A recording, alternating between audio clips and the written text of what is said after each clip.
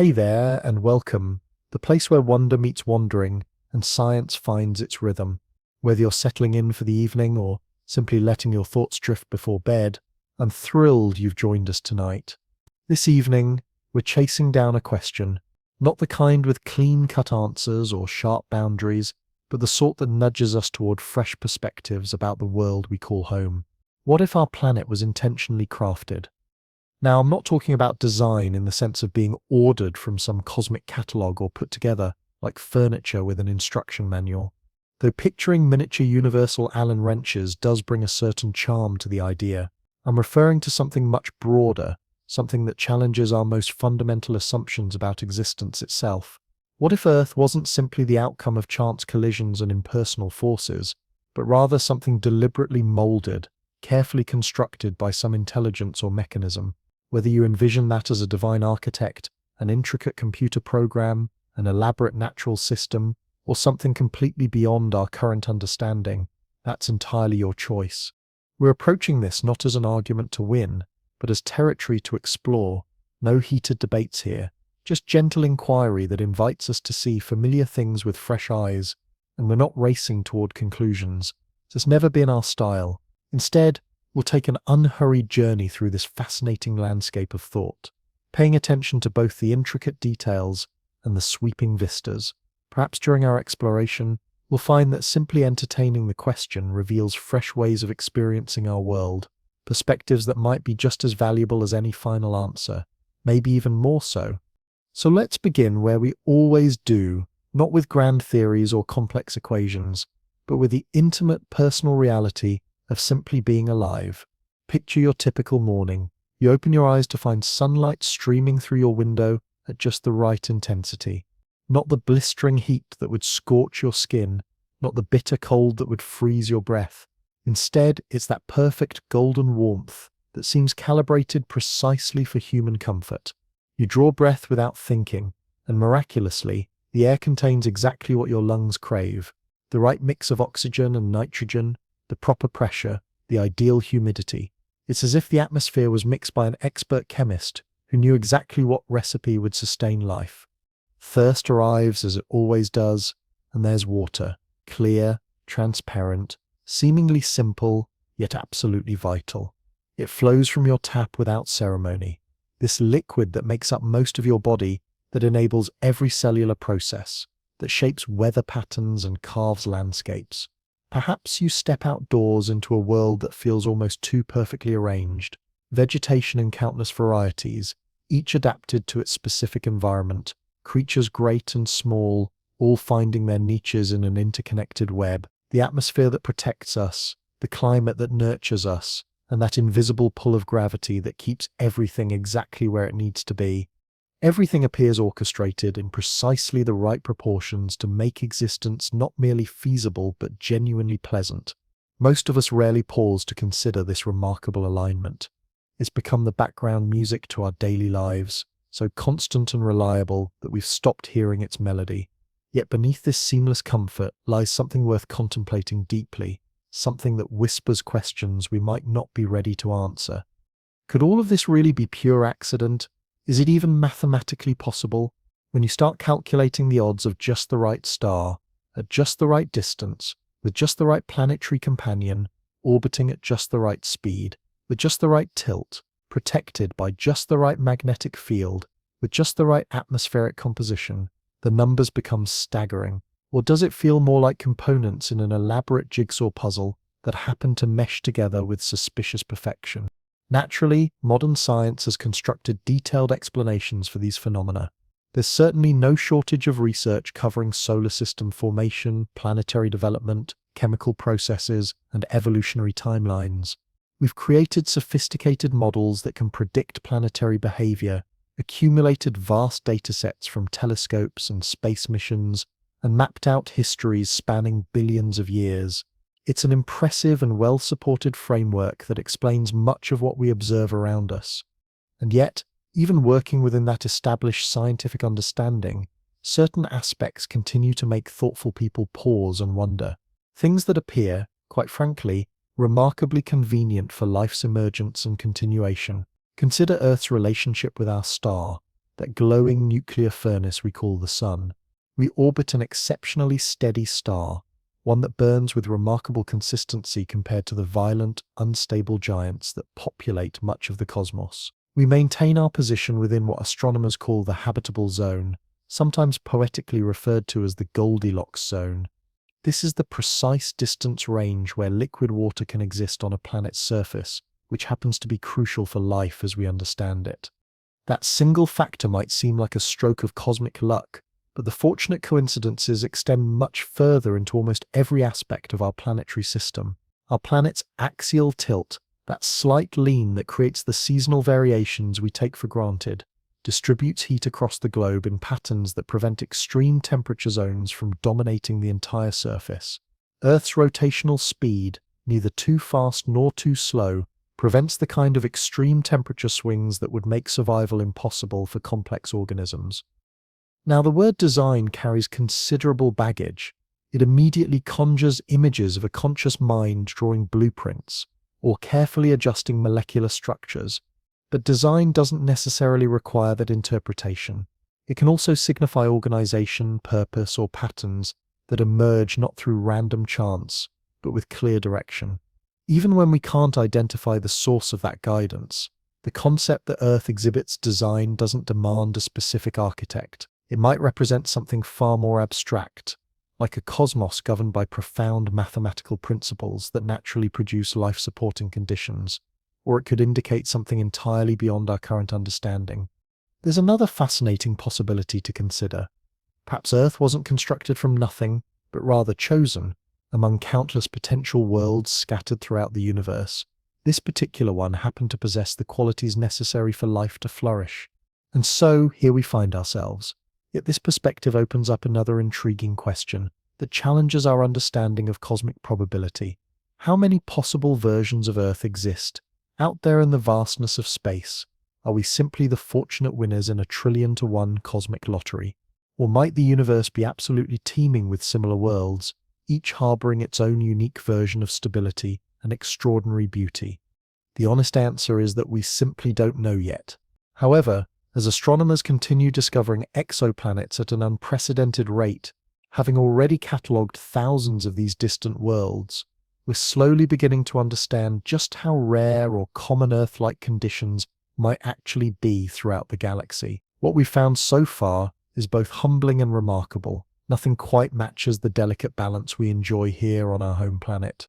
We've identified worlds that are scorchingly hot, others that are frozen solid. Some are massive gas giants. Others are tiny rocky fragments. We've found planets bombarded by lethal radiation from their parent stars, and others so young that their surfaces remain molten chaos. There are worlds completely stripped of atmosphere, floating naked in space, while others are shrouded in crushing layers of toxic gases. Many orbit stars that erupt in violent flares, sterilizing any possibility of stable development. Another fascinating dimension to consider is the element of timing, not just spatial location within the galaxy, but the precise chronological sequence of events. Life on Earth didn't simply require the right ingredients mixed together in the right proportions. It demanded an incredibly specific timeline, a carefully orchestrated sequence of events spanning billions of years. Think about what had to align perfectly. A stable planetary foundation, certainly, but also billions of years of relatively peaceful cosmic conditions. Not too many catastrophic asteroid bombardments that would sterilize the surface, not excessive solar flares that would strip away protective atmospheric layers, a moon positioned just right to provide gravitational stability, tectonic activity occurring at precisely the rate needed to recycle carbon through geological processes, an atmosphere that gradually transformed in exactly the ways that emerging life required for each stage of its development. The timing had to synchronize across countless variables and systems. While this sequence isn't impossible to imagine occurring naturally, it represents yet another piece in an increasingly complex puzzle that continues to fascinate scientists and philosophers alike. Throughout history, people have attempted to explain these remarkable alignments through various frameworks. We are, after all, creatures who constantly build things, who plan ahead, who envision outcomes before they manifest. When we observe a world that appears constructed with such precision and care, It feels natural to wonder whether some intelligence or process planned its development with intentionality. Still, we must proceed with intellectual humility and caution. Complex patterns can certainly emerge from purely random processes. Human perception has well-documented tendencies toward finding meaningful connections where none actually exist. Simply because something feels designed doesn't necessarily mean it was deliberately crafted. Just because an outcome seems improbable doesn't automatically indicate conscious planning was involved. However, the reverse logic also holds true. The fact that science can explain the mechanisms behind how something occurred doesn't mean we fully comprehend why it happened or whether deeper organizational principles guided the process. Therefore, the question we're exploring together doesn't aim to disprove scientific understanding or provide evidence for any particular belief system. Instead, we're creating intellectual space where multiple perspectives can examine the same fundamental question from different angles and methodologies. What if Earth was indeed designed? What aspects of our understanding would need to change? What elements would remain constant? And what implications might this possibility hold for how we choose to live, how we relate to one another, and how we navigate our collective future? Without carbon, life as we understand it simply couldn't function. When you examine how stars forge elements in their nuclear furnaces, you discover that carbon itself emerges from an extraordinarily narrow set of cosmic circumstances. If the fundamental physics governing fusion were even marginally different, slightly more powerful or weaker, our universe might be saturated with hydrogen and helium while remaining completely devoid of carbon. No carbon means no complex chemistry, no biological systems, no consciousness to ponder these questions.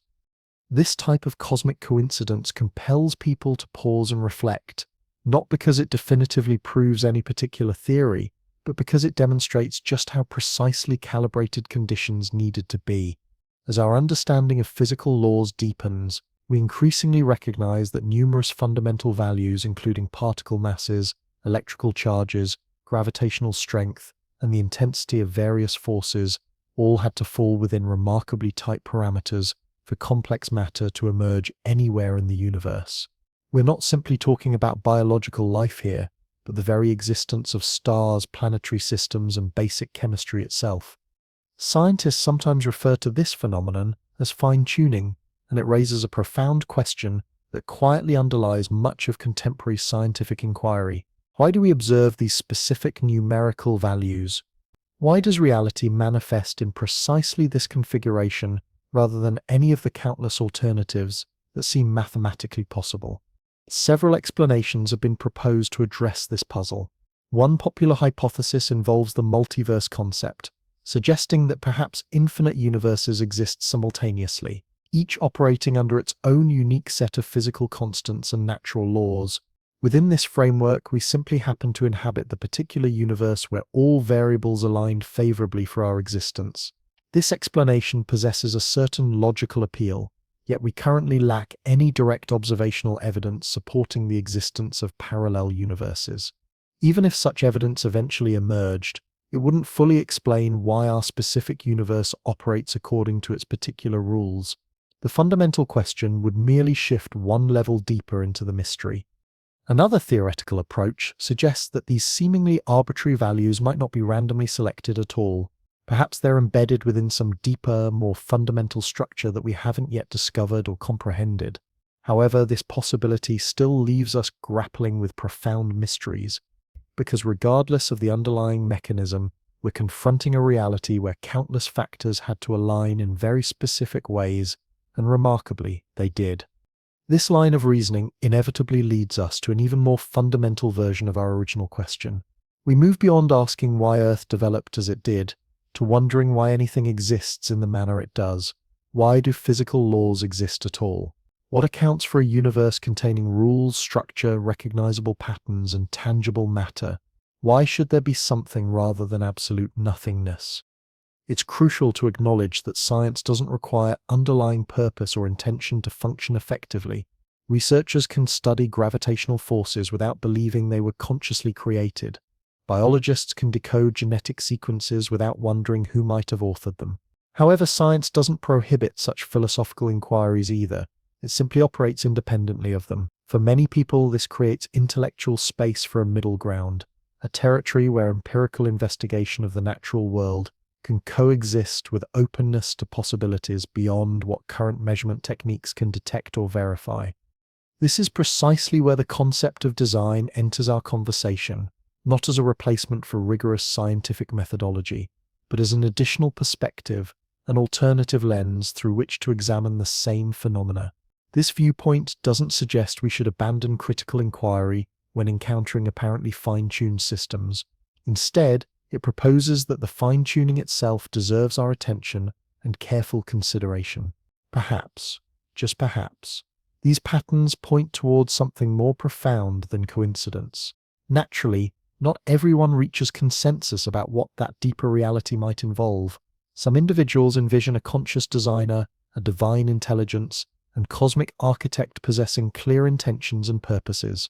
Others imagine a form of inherent intelligence woven into the fabric of the universe itself, not a personal being, but rather an organizing principle that naturally gravitates toward order, beauty, elegance, or increasing complexity. Still others interpret design as fundamentally human projection, something our pattern-seeking minds impose on random phenomena, because we're evolutionarily programmed to detect meaningful connections and construct explanatory narratives.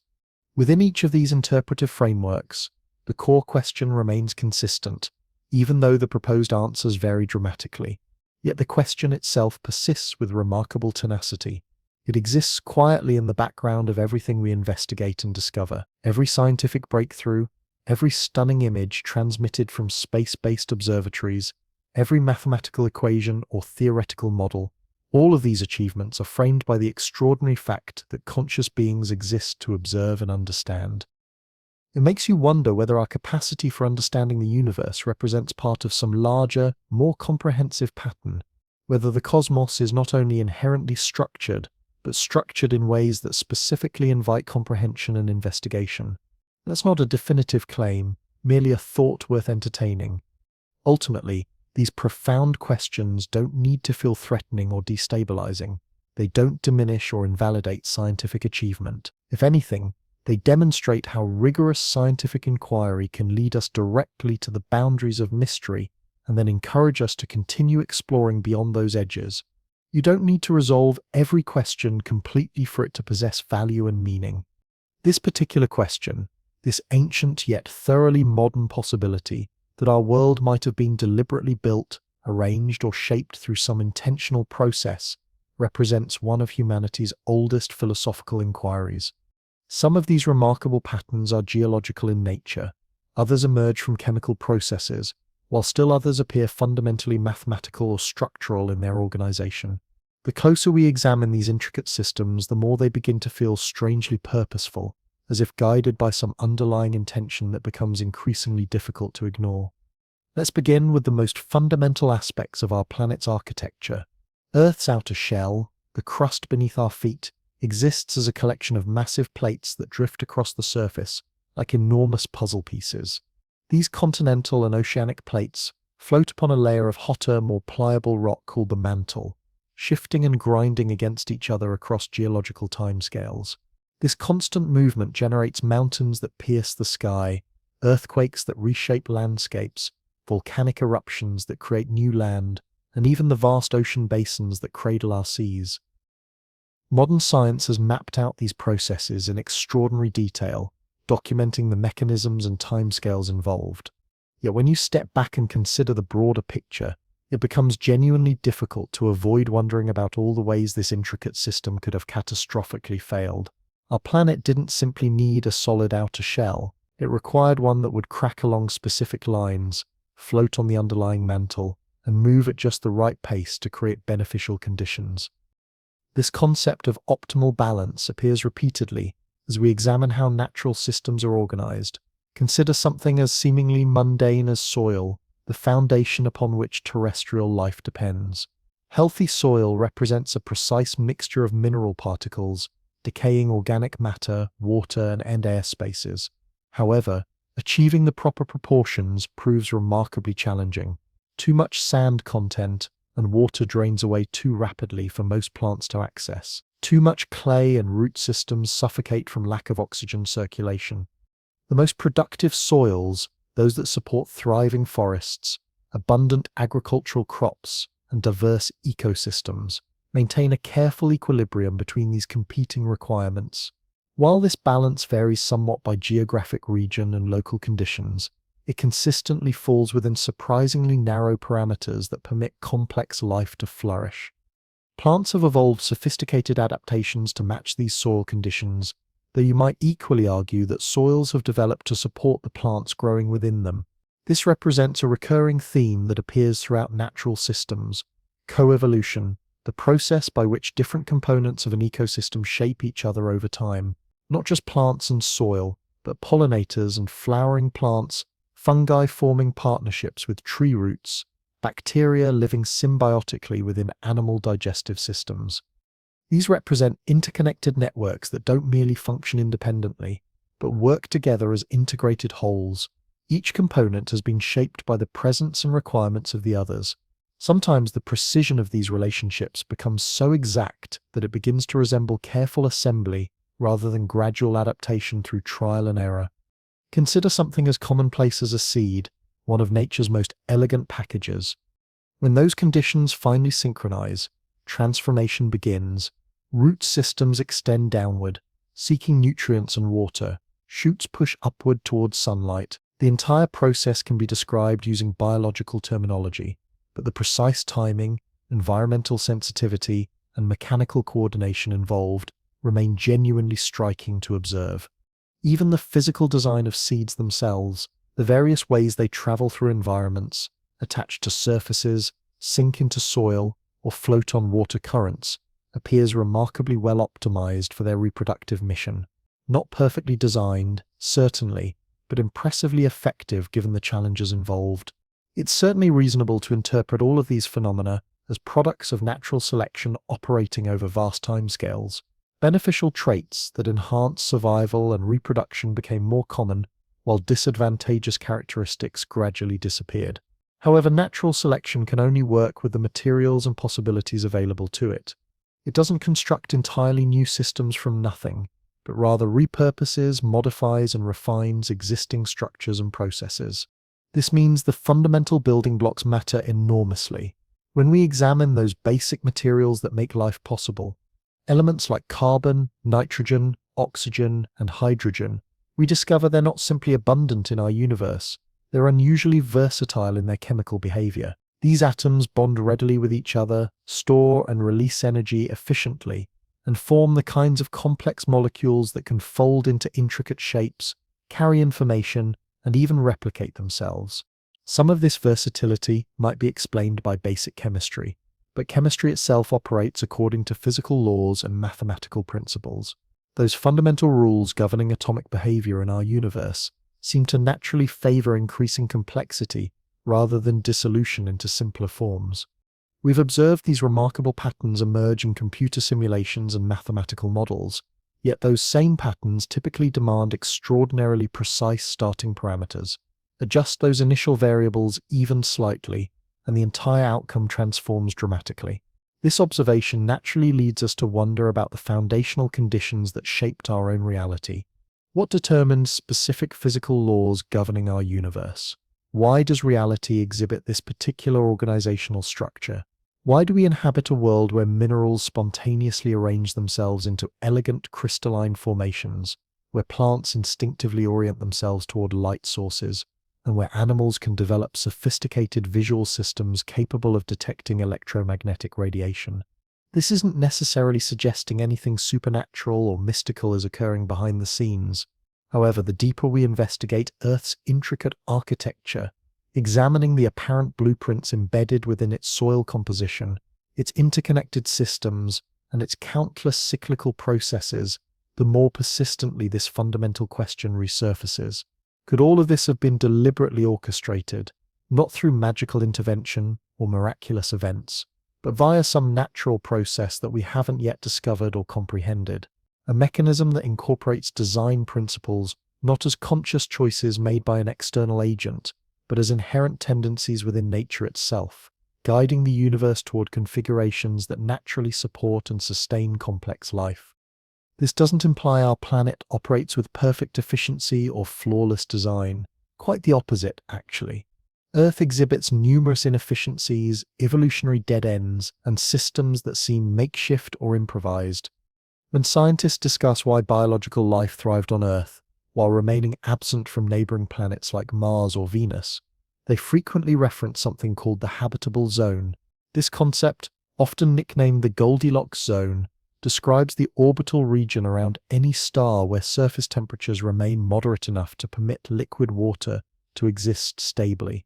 Since water appears essential for all known forms of life, the assumption follows that planets positioned comfortably within this zone possess at least reasonable prospects for developing living systems.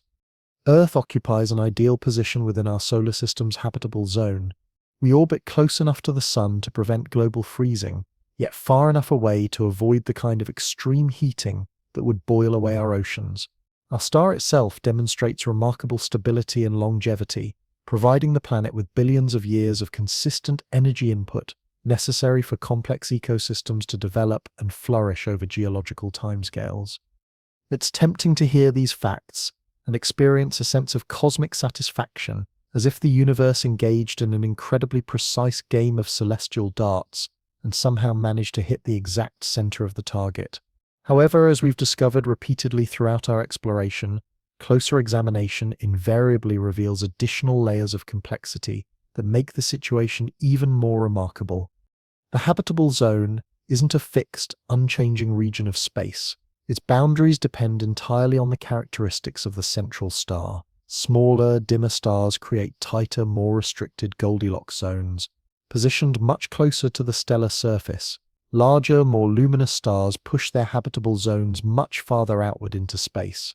While this might initially seem like a neutral trade-off, each stellar configuration introduces its own unique complications and challenges for potential life-bearing worlds. Smaller red dwarf stars, while incredibly long-lived, tend to produce violent flares that send dangerous bursts of high-energy radiation streaming toward nearby planets. Our Sun occupies a middle ground between these extremes.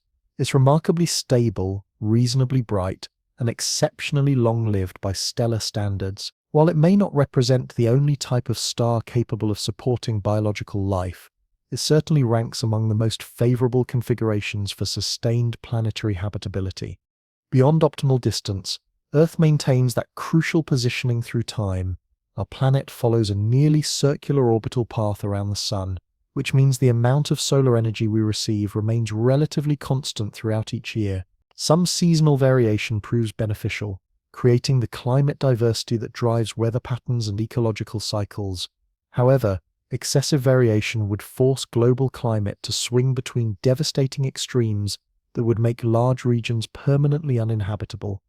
A slightly more elliptical orbit could have rendered vast portions of our planet completely sterile during certain periods of each year, yet somehow Earth ended up with just enough orbital wobble to create interesting seasonal patterns without throwing environmental systems into chaos.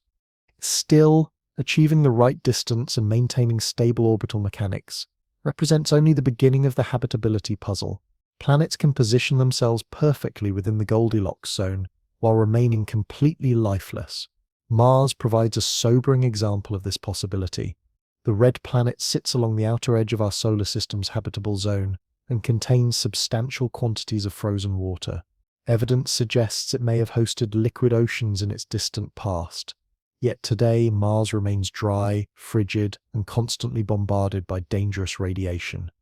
The primary reason for this transformation involves the collapse of Mars's magnetic field system. Without this protective shield, solar wind gradually stripped away much of the planet's atmosphere over millions of years. No magnetic protection meant no atmospheric pressure, no greenhouse warming, and no defense against sterilizing cosmic radiation. All the basic ingredients for life existed, but the protective infrastructure failed catastrophically. Venus illustrates the opposite extreme, positioned just inside the inner boundary of the habitable zone. Despite sharing Earth's approximate size and basic composition, Venus developed an incredibly thick carbon dioxide atmosphere that created an unstoppable greenhouse effect. Surface temperatures now reach levels hot enough to melt metallic lead, while clouds composed of concentrated sulfuric acid shroud the planet in perpetual chemical haze. This comparison places Earth within an extraordinarily narrow window of possibility, not simply regarding orbital distance, but concerning how countless planetary systems must coordinate perfectly to maintain long-term habitability. Perhaps not deliberately orchestrated, yet certainly not characterized by cosmic indifference either. This perspective opens up entirely new avenues of inquiry that deserve our careful consideration. Is our solar system's habitable zone a rare, exceptional feature, or does it represent a relatively common phenomenon throughout the galaxy? Do other stellar systems contain planets positioned within optimal temperature ranges for supporting liquid water and potentially complex life? As astronomical technology continues advancing, the answer appears to be yes, at least theoretically speaking. Modern space-based telescopes have identified thousands of exoplanets orbiting distant stars, and quite a remarkable number of these worlds appear to occupy their respective stars' habitable zones. However, our current observational capabilities leave enormous gaps in our understanding of these far-off worlds. We remain largely ignorant about whether they possess protective atmospheres, substantial quantities of liquid water, or crucial magnetic field systems that shield planetary surfaces from harmful radiation. We have no reliable information about whether their climates remain stable over geological timescales or experience violent, chaotic fluctuations that would prevent life from gaining a foothold. The internal geology and chemistry of these distant worlds remains completely mysterious to us. Even if some of these exoplanets possess all the necessary ingredients for biological processes, we cannot determine whether those components have actually assembled into living systems, or whether life ever received adequate time and opportunity to emerge from basic chemical reactions. Consequently, Earth continues serving as our primary example and reference point for understanding planetary habitability. Yet, despite these periodic disruptions, the fundamental equilibrium somehow maintains itself across vast timescales. Life not only persists through these challenges, it thrives and diversifies in response to them.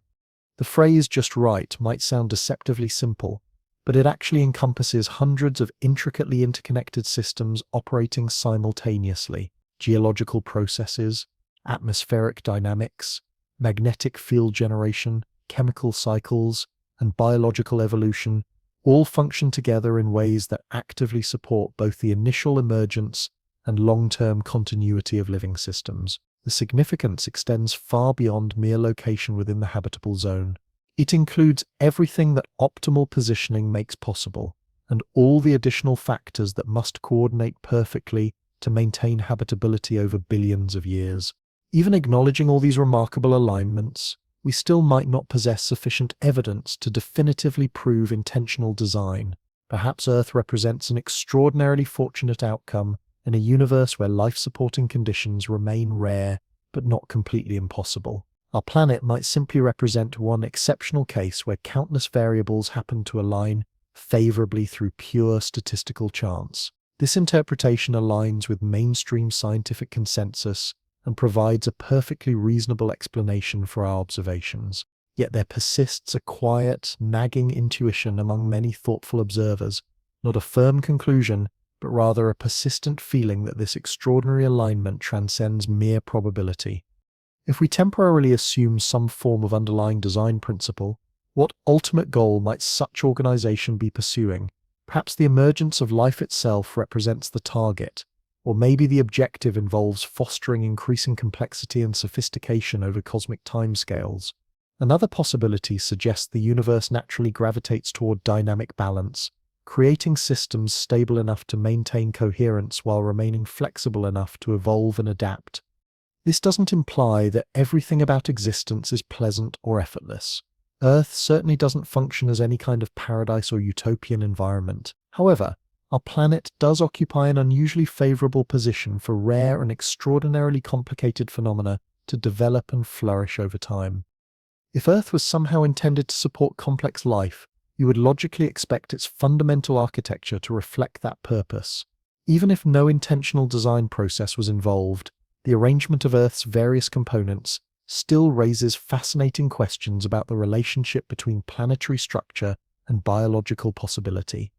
Much of this story begins at our planet's very center, where Earth's core consists primarily of iron and nickel arranged in two distinct layers. The inner core remains solid due to extreme pressure, while the outer core exists in liquid form.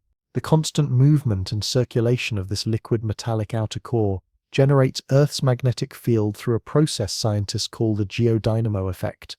This invisible magnetic shield protects our planet's surface from the constant stream of solar wind and high-energy cosmic radiation that would otherwise bombard the atmosphere.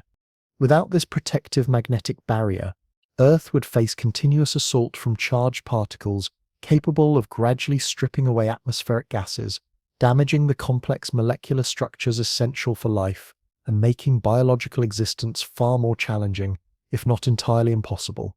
This magnetic field system doesn't simply exist as a given feature of planetary physics. It emerges through a remarkably specific process requiring numerous conditions to align properly. The geodynamo mechanism demands the right metallic composition in the core, sufficient internal heat generated through ongoing radioactive decay and residual energy from the planet's original formation, and precise planetary dimensions, because smaller worlds cool too rapidly to maintain liquid cores. The system also requires optimal rotational speed. It's remarkably easy to take this intricate system for granted, yet consider what would happen if any of these crucial components were altered even slightly. Surrounding all of these internal planetary systems lies Earth's atmosphere, a remarkable gaseous envelope that functions simultaneously as both a protective barrier and an essential support network for life. This atmospheric layer maintains planetary temperatures within habitable ranges, shields the surface from countless small meteorites and space debris that would otherwise pummel the ground, and contains the precise mixture of gases required for both cellular respiration in animals and photosynthesis in plants. Over enormous spans of geological time, photosynthetic organisms gradually began releasing oxygen as a metabolic byproduct. This fundamental shift eventually transformed the entire atmospheric composition into something approaching what we observe today. This dramatic transition, known among scientists as the Great Oxygenation Event, represents one of the most significant turning points in our planet's biological history, and it easily could have proceeded very differently. Oxygen, while essential for complex life as we know it, is an extremely reactive element that can prove harmful or even toxic when present in excessive concentrations. Yet in precisely the right proportions, it enables the sophisticated metabolic processes that power multicellular organisms and support the incredible diversity of life we see flourishing across Earth's surface today. The remarkable fact that Earth's interconnected systems didn't experience catastrophic collapse under the stress of this massive atmospheric transformation provides yet another compelling example of how planetary feedback mechanisms, both positive and negative, somehow maintained critical variables within acceptable ranges for continued biological development. The delicate balance between carbon dioxide and oxygen concentrations continues being actively managed through living systems operating across the planet. Vast forests, extensive ocean systems, and rich soil environments function as enormous carbon reservoirs, continuously absorbing and storing atmospheric carbon dioxide. Meanwhile, volcanic activity and biological respiration processes add gases back into the atmospheric mixture, creating a dynamic equilibrium. This ongoing process doesn't produce perfect static balance, but rather generates a responsive system capable of self-adjustment over extended time periods. In this sense, Earth's surface operates less like a mechanical device following predetermined programming, and more like a living organism that responds dynamically to changing conditions, demonstrates remarkable flexibility, and continuously adapts to new circumstances while maintaining overall stability. Then we encounter the crucial role of water distribution across our planet. While this distribution isn't perfectly uniform, it proves remarkably effective for supporting diverse forms of life. Approximately 70% of Earth's surface remains covered by oceans, which serve essential functions in regulating global temperatures and circulating vital nutrients throughout marine ecosystems. Meanwhile, freshwater exists in rivers, lakes, ice formations, and underground aquifer systems, creating the diverse mixture necessary to support both aquatic and terrestrial biological communities. This intricate water cycle depends entirely on a planetary system of precipitation, evaporation, and flow patterns that remain intimately connected to both geographical features and solar energy inputs. The continuous movement of water through these various states and locations creates the environmental conditions that make Earth's incredible biological diversity possible. Even our planet's axial tilt, that subtle 23.5-degree angle relative to our orbital plane, plays a crucial role in shaping how solar radiation reaches different geographical regions throughout the year, thereby creating the seasonal cycles that drive so many biological processes. This tilt remains stabilized through gravitational interaction with our moon, which we'll examine more thoroughly in just a moment. Without this lunar stabilization, Earth's axial tilt might fluctuate chaotically over time, causing unpredictable and potentially catastrophic shifts in global climate patterns over relatively brief periods. Instead, we experience reliable seasonal rhythms that life has spent millions of years adapting to and depending upon. Animal migration patterns, hibernation cycles, plant flowering schedules, and countless other biological phenomena remain precisely synchronized to these predictable changes in solar illumination and seasonal progression throughout each year. When we step back and consider all these interconnected components functioning together, what emerges isn't simply an inert object drifting through space, but rather an extraordinarily complex, multi-layered system. Our planet generates its own protective magnetic field, actively regulates its surface temperatures, continuously cycles essential resources, and provides habitat for an astounding diversity of living organisms. Earth essentially constructs the environmental conditions it requires for supporting life, then maintains those conditions through countless feedback loops and dynamic flow processes. None of these observations necessarily prove anything beyond what we can directly measure and document through scientific investigation.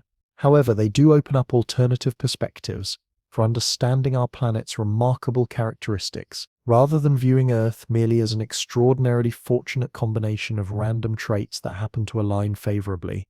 We might begin perceiving it as something exhibiting internal organizational principles, not necessarily logic imposed by external intelligence, but inherent logic that consistently produces outcomes favorable to life's emergence and continued development. For something that simply hangs suspended in our night sky, appearing so familiar and constant, the moon presents some genuinely puzzling characteristics. It's remarkably large relative to the planet it orbits, making the Earth-Moon system unique among rocky planets in our solar system. Its gravitational influence proves strong enough to significantly affect our oceans through tidal forces. Most importantly, its role in maintaining Earth's long-term stability extends far beyond mere coincidental side effects. The moon might actually represent one of the most critical factors explaining why complex life has managed to persist and flourish on our planet for such extraordinary lengths of time. Initially, the moon appears to be a natural celestial companion, simply another product of whatever cosmic forces originally shaped our solar system billions of years ago. However, when researchers began investigating lunar characteristics more thoroughly, they discovered that its presence proves far more difficult to explain through conventional planetary formation theories than initially expected. Throughout cosmic history, tidal friction has gradually lengthened Earth's rotational period from those ancient 6-hour days to the familiar 24-hour cycle we experience today. This transformation continues occurring even now, though at rates so infinitesimally small that they remain completely imperceptible within human lifespans. Nevertheless, the long-term consequences of this gradual rotational slowing have likely contributed significantly to our planet's remarkable climate stability over geological timescales. Beyond these mechanical effects, the moon influences life on Earth in ways that extend far into the biological realm, not in any mystical or supernatural sense, but through very real, measurable impacts on countless organisms that have evolved to synchronize their life cycles with lunar rhythms. Many species utilize the moon's predictable phases as a precise biological timekeeper, coordinating essential activities like migration journeys, reproductive cycles, feeding behaviors, and sleep patterns according to lunar schedules that have remained consistent for millions of years. Coral reef systems provide a stunning example of this lunar synchronization. These marine ecosystems coordinate their spawning events with remarkable precision, releasing gametes into ocean currents during specific lunar phases when conditions optimize reproductive success. Night-flying insects navigate across vast distances using moonlight as a celestial compass, while numerous predator and prey species adjust their activity levels based on how much natural illumination the lunar cycle provides during nighttime hours. The moon essentially creates a cosmic metronome that countless forms of life have incorporated into their fundamental biology over evolutionary timescales. Large moons comparable to Earth's remain statistically rare among rocky planets throughout the cosmos. Mars possesses two tiny, irregularly shaped satellites that likely represent captured asteroids rather than true moons formed alongside their parent planet. Mercury and Venus orbit the Sun completely alone, without any natural satellites whatsoever. Based on our current understanding of planetary formation processes, large moons don't represent guaranteed or even likely outcomes during solar system development.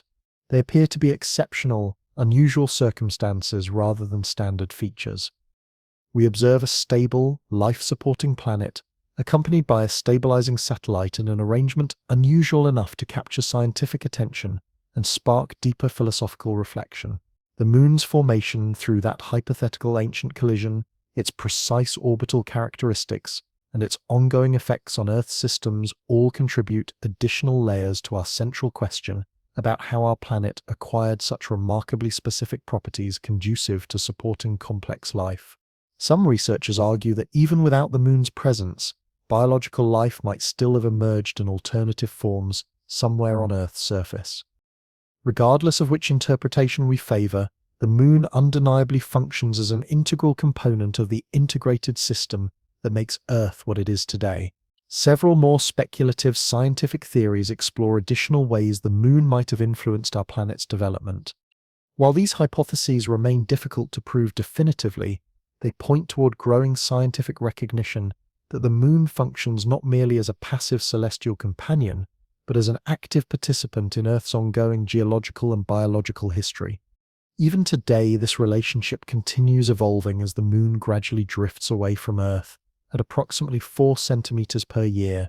This change appears negligible on human timescales, but across geological periods, these small increments accumulate into significant alterations. Several billion years in the future, total solar eclipses, where the moon appears to perfectly cover the sun's disk, will no longer occur because our satellite will have receded too far to appear the same apparent size in our sky. However, in terms of constructing habitable planets and maintaining everything in stable, life-supporting arrangements, gravity represents far more than mere background physics. It provides the fundamental structural framework underlying all other organizational systems. Gravity doesn't rank as a particularly strong force when measured against physics standards. Compared to electromagnetic interactions or nuclear forces operating within atomic nuclei, gravitational attraction appears remarkably weak. A simple household magnet can easily lift metallic objects against the entire gravitational pull generated by our massive planet. Yet what gravity lacks in raw strength, it compensates for through its unlimited range and universal influence. Gravitational force never diminishes completely with distance, never gets blocked or shielded by intervening materials, and acts uniformly on everything possessing mass or energy. This quiet, persistent influence makes gravity an extraordinarily effective cosmic organizer operating across all scales of existence. Put simply, gravitational force doesn't merely hold planetary systems together in static arrangements. It actively shapes how celestial bodies move through space and evolve over cosmic timescales. Consider Earth's axial tilt, that crucial 23.5-degree angle responsible for creating our seasonal variations. This tilt remains remarkably stable over long periods, partly through gravitational interactions with other massive objects in our solar system. Without this gravitational stabilization provided by the Sun and Moon, our planet might gradually tip further over geological time periods, or begin spinning chaotically through space. Instead, these gravitational influences maintain Earth's axial tilt within a relatively narrow range of variation. This represents yet another way gravitational forces support predictable environmental conditions, not by locking everything into rigid, unchanging positions, but by establishing boundaries within which natural variation can occur safely. On smaller scales closer to home, gravity influences virtually everything from the formation of mountain ranges to the flow patterns of rivers across continents. It pulls massive glacial ice sheets down mountainous slopes, guides precipitation into organized watershed systems, and orchestrates erosion processes that reshape landscapes over extended time periods. The familiar geographical features we observe around us, including valleys carved by ancient waters, towering cliffs sculpted by weathering, and vast plains formed by sediment deposition, all represent materials slowly redistributing itself under gravity's persistent influence. Even the fundamental growth patterns of trees reflect gravitational guidance. Root systems naturally extend downward into soil, while stems and trunks push upward towards sunlight, directed by sophisticated cellular mechanisms that have evolved to detect and respond to gravitational orientation. These biological responses to gravitational force operate at the molecular level, influencing how plants organize their internal structure and allocate resources for optimal survival. All of these gravitational effects remain easy to overlook in daily life because they typically occur gradually, almost imperceptibly. Gravity operates silently, producing no audible sounds or visible flashes, yet its influence remains continuous and connects every component of Earth's integrated systems. From the rotation of our planet's molten core to the positioning of cloud formations in the sky, gravitational force provides the invisible scaffolding that maintains planetary organization. This brings us to an often overlooked dimension, the human side of gravitational influence. Our own biology has evolved specifically to function within Earth's particular gravitational field strength. The density and structure of our bones, the mechanisms by which blood circulates throughout our bodies, even the delicate balance systems that keep us upright when standing, all depend fundamentally on experiencing a specific gravitational acceleration of 9.8 meters per second squared. In reduced gravity environments, human physiology responds dramatically. Muscle tissue begins weakening without constant resistance training. Bodily fluids redistribute in ways that can affect cardiovascular function. Even vision can experience changes as fluid pressure shifts within the eye. These are among the many physiological challenges that astronauts encounter during extended space missions. Their bodies remain calibrated for one particular force magnitude, and without it, every biological system requires significant adaptation. If Earth possessed slightly greater mass, surface gravity would increase proportionally. Living organisms might need to evolve shorter, more compact body plans or develop more robust skeletal structures to support their weight. Conversely, if gravitational force were weaker, our atmosphere might become less dense over time, potentially drifting away into space across geological periods, as gas molecules gained enough energy to escape the planet's gravitational well. In a cosmos where so many processes appear chaotic, random, or unpredictable, gravity stands out as one of the few universal principles that consistently brings organizational order to physical systems, not through perfect mechanical precision, but through quiet, persistent influence that operates across all scales of existence. Gravity doesn't provide complete explanations for every cosmic phenomenon, yet it establishes the fundamental conditions under which countless other processes can occur and flourish. Without gravitational force organizing matter and energy throughout space and time, none of the complex structures we observe in our universe would exist. Among all the chemical substances that exist throughout the cosmos, water might initially appear to be one of the most straightforward and simple. Two hydrogen atoms bonded to one oxygen atom. That basic molecular formula seems almost elegantly minimal. Yet water exhibits behavioral characteristics that elevate it far beyond the status of just another chemical compound. On Earth, water appears virtually everywhere we look. It fills vast ocean basins, drives global weather patterns, carves and reshapes entire landscapes, and flows through every living cell in every organism we've studied. Water proves absolutely essential to life as we understand it. However, when you begin examining precisely how water behaves under various conditions, and recognizing how extraordinarily rare such behavior appears to be among cosmic substances, it becomes increasingly difficult to dismiss water as merely another fortunate coincidence in Earth's life-supporting repertoire. Water possesses numerous properties that distinguish it as genuinely unusual among chemical compounds.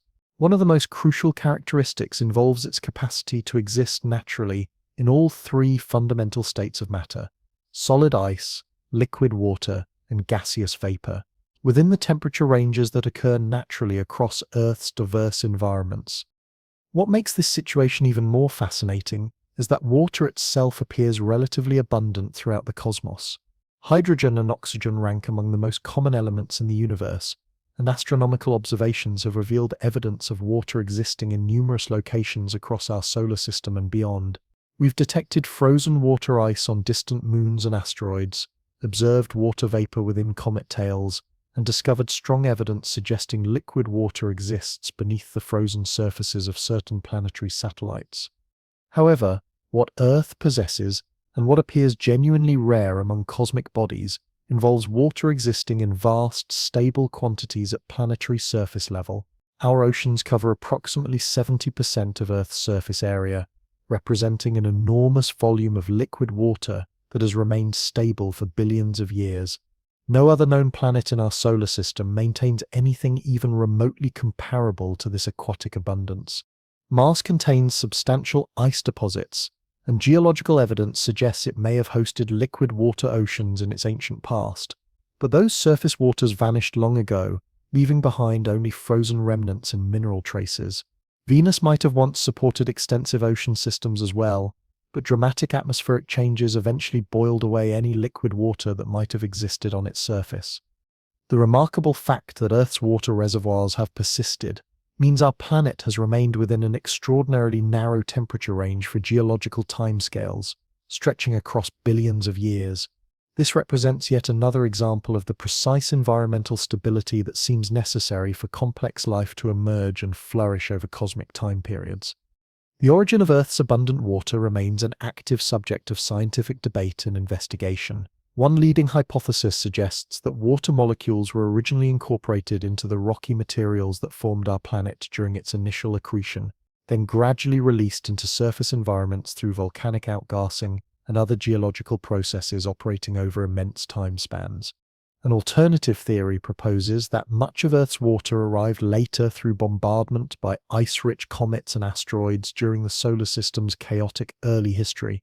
The actual mechanism likely involves some combination of both internal outgassing and external delivery. But regardless of the specific processes involved, the ultimate quantity and distribution of water ended up being precisely calibrated to create stable ocean basins, sustain complex weather systems, and support an intricate hydrological cycle. This hydrological system involves the continuous movement of water through evaporation, condensation, precipitation, and surface runoff, creating perpetual circulation between terrestrial landscapes, atmospheric systems, and marine environments. This dynamic cycle provides the foundation for ecosystems of every conceivable variety. It nourishes vast forest networks, fills river systems that carve through continents, shapes constantly changing coastlines, and gradually erodes towering mountain ranges into fertile soil. Water dissolves minerals from bedrock and transports essential nutrients from one geographical region to another, creating the chemical conditions that allow diverse biological communities to establish themselves across virtually every available environmental niche. Without this constant circulation and redistribution, Earth would transform into an arid, static world, incapable of supporting the verdant, ever-changing living planet we inhabit today. Terrestrial landscapes would desiccate completely. Hammed communities would fail to establish viable populations. Entire food webs would experience catastrophic collapse. Water functions as far more than simply an ingredient necessary for biological processes. It provides the dynamic medium through which life itself operates and evolves. Even water's interaction with electromagnetic radiation plays crucial roles in supporting planetary life systems. Water remains transparent within the visible light spectrum, allowing solar energy to penetrate ocean depths and power photosynthesis in aquatic plant communities. If water absorbed visible light completely, underwater ecosystems would exist in perpetual darkness, fundamentally limiting the complexity and diversity of marine life. Instead, water permits beneficial solar radiation to pass through, while simultaneously filtering harmful ultraviolet wavelengths that could damage delicate biological molecules. Rain, snow, cloud formations, and fog represent visible manifestations of water's constant atmospheric movement. These phenomena influence temperature regulation, visibility conditions, animal behavior patterns, and even human emotional responses to environmental changes. They determine migration routes for countless species, influence agricultural planning for human societies, and drive the long-term geological processes that continue reshaping planetary landscapes. The timing and intensity of these precipitation patterns, including rainfall frequency, snow duration, and the onset of seasonal dry periods, remain intimately connected to complex interactions between geographical features, atmospheric circulation systems, and our planet's axial tilt. Earth's climate systems and water cycles exist in continuous feedback relationships that currently sustain a remarkable diversity of biological communities across every conceivable habitat type. Even in the deepest ocean regions, completely isolated from solar radiation, life persists and thrives. Hydrothermal vents release geothermal heat and dissolved minerals, creating the conditions for entire ecosystems to cluster around these underwater oases. Specialized bacteria convert chemical energy directly into usable nutrients, supporting complex food webs that include fish, crustaceans, and bizarre organisms found nowhere else on our planet. These extraordinary underwater communities serve as powerful reminders that biological life doesn't always require direct sunlight to flourish, yet it consistently depends on the presence and unique properties of liquid water. There exists something genuinely remarkable about the fact that Earth's most abundant liquid simultaneously serves as its most biologically essential substance. A molecular structure so elegantly simple in its basic composition reveals itself to be extraordinarily complex in its functional capabilities. The precise conditions required to maintain water in its liquid state, including atmospheric pressure, surface temperature ranges, and planetary gravitational strength, all remain tightly interconnected in ways that seem almost impossibly well coordinated. This observation doesn't necessarily imply that water was deliberately designed to exhibit these life-supporting characteristics. It may simply reflect the fact that biological systems evolved sophisticated adaptations to utilize whatever properties water naturally possesses. Yet even this evolutionary explanation leaves fundamental questions unresolved. Why does this particular three-atom molecule enable such remarkably complex systemic functions in the first place? In alternative universes operating under different physical laws, water might not exist at all, might behave completely differently, or might prove entirely irrelevant to whatever forms of organization emerge there. This mathematical sequence manifests throughout nature in the arrangement of flower petals, the branching patterns of tree limbs, and the efficient packing of seeds within plant heads. The ratio between consecutive Fibonacci numbers gradually approaches what mathematicians call the golden ratio, a proportion that appears repeatedly in both natural formations and human artistic expressions across cultures and historical periods. While this pattern isn't universally present in every biological structure, it occurs frequently enough to capture serious scientific attention and philosophical contemplation. These intricate patterns don't require conscious intelligence or deliberate planning to emerge. They can arise naturally through fundamental processes of growth, resource competition, and environmental adaptation operating over extended time periods. Consider a plant developing new leaves while attempting to minimize how much each leaf blocks vital sunlight from reaching others in the same system. Through evolutionary processes, such plants may develop spiral arrangements that maximize light exposure for the entire organism. This arrangement naturally aligns with what mathematicians call the golden angle, representing a specific fraction of complete rotation that distributes structural elements with optimal efficiency. Nobody consciously designed these arrangements to be aesthetically pleasing or mathematically elegant. The patterns simply function effectively for survival and reproduction, yet somehow they consistently produce results that human observers find genuinely beautiful and deeply satisfying to contemplate. This intersection between functional efficiency and aesthetic appeal often leads to discussions of sacred geometry, a concept that encompasses various interpretations ranging from spiritual significance to symbolic meaning to poetic appreciation of patterns that seem to carry inherent meaning through their mathematical structure alone. The overlap between natural geometry and human creative expression doesn't represent mere coincidence. One possibility suggests we unconsciously copy what we observe in our environment, incorporating these familiar shapes into our buildings, symbols, and artistic creations because they already feel comfortable and recognizable from the natural world surrounding us.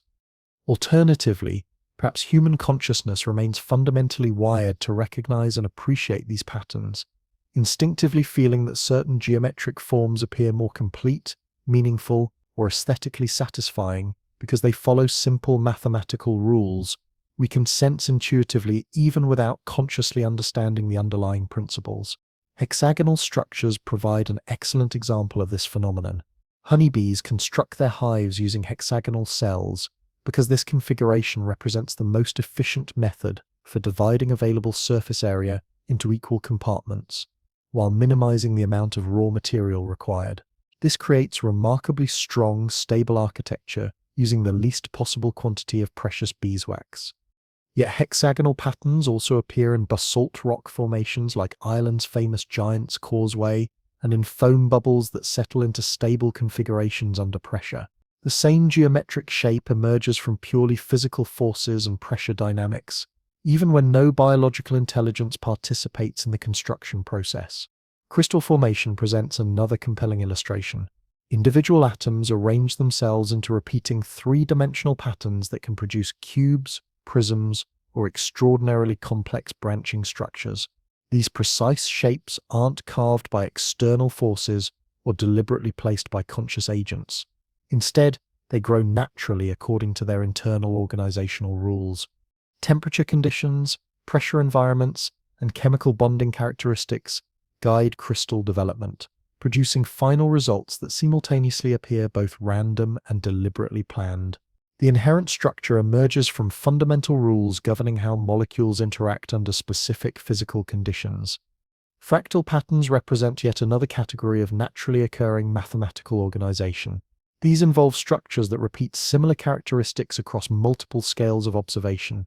Tree branches subdivide into progressively smaller branches. River systems divide into networks of tributaries. Lightning bolts fork into smaller electrical paths. Blood vessels spread throughout tissues. Lung airways divide into increasingly fine passages.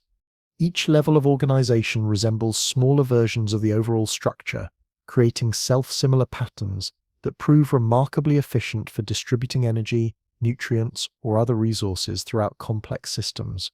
Fractals allow centralized cores to reach numerous endpoints using minimal structural material, and they typically emerge from relatively simple rules applied recursively over multiple generations. This efficiency helps explain why so many natural patterns feel compelling to human observers. They don't require extraordinary complexity to manifest. Instead, they arise from feedback loops, environmental constraints, and repeated processes operating according to consistent principles. These patterns appear built into the fundamental behavior of matter under specific conditions. Even if these structures don't result from conscious intention, they consistently look intentional to observers.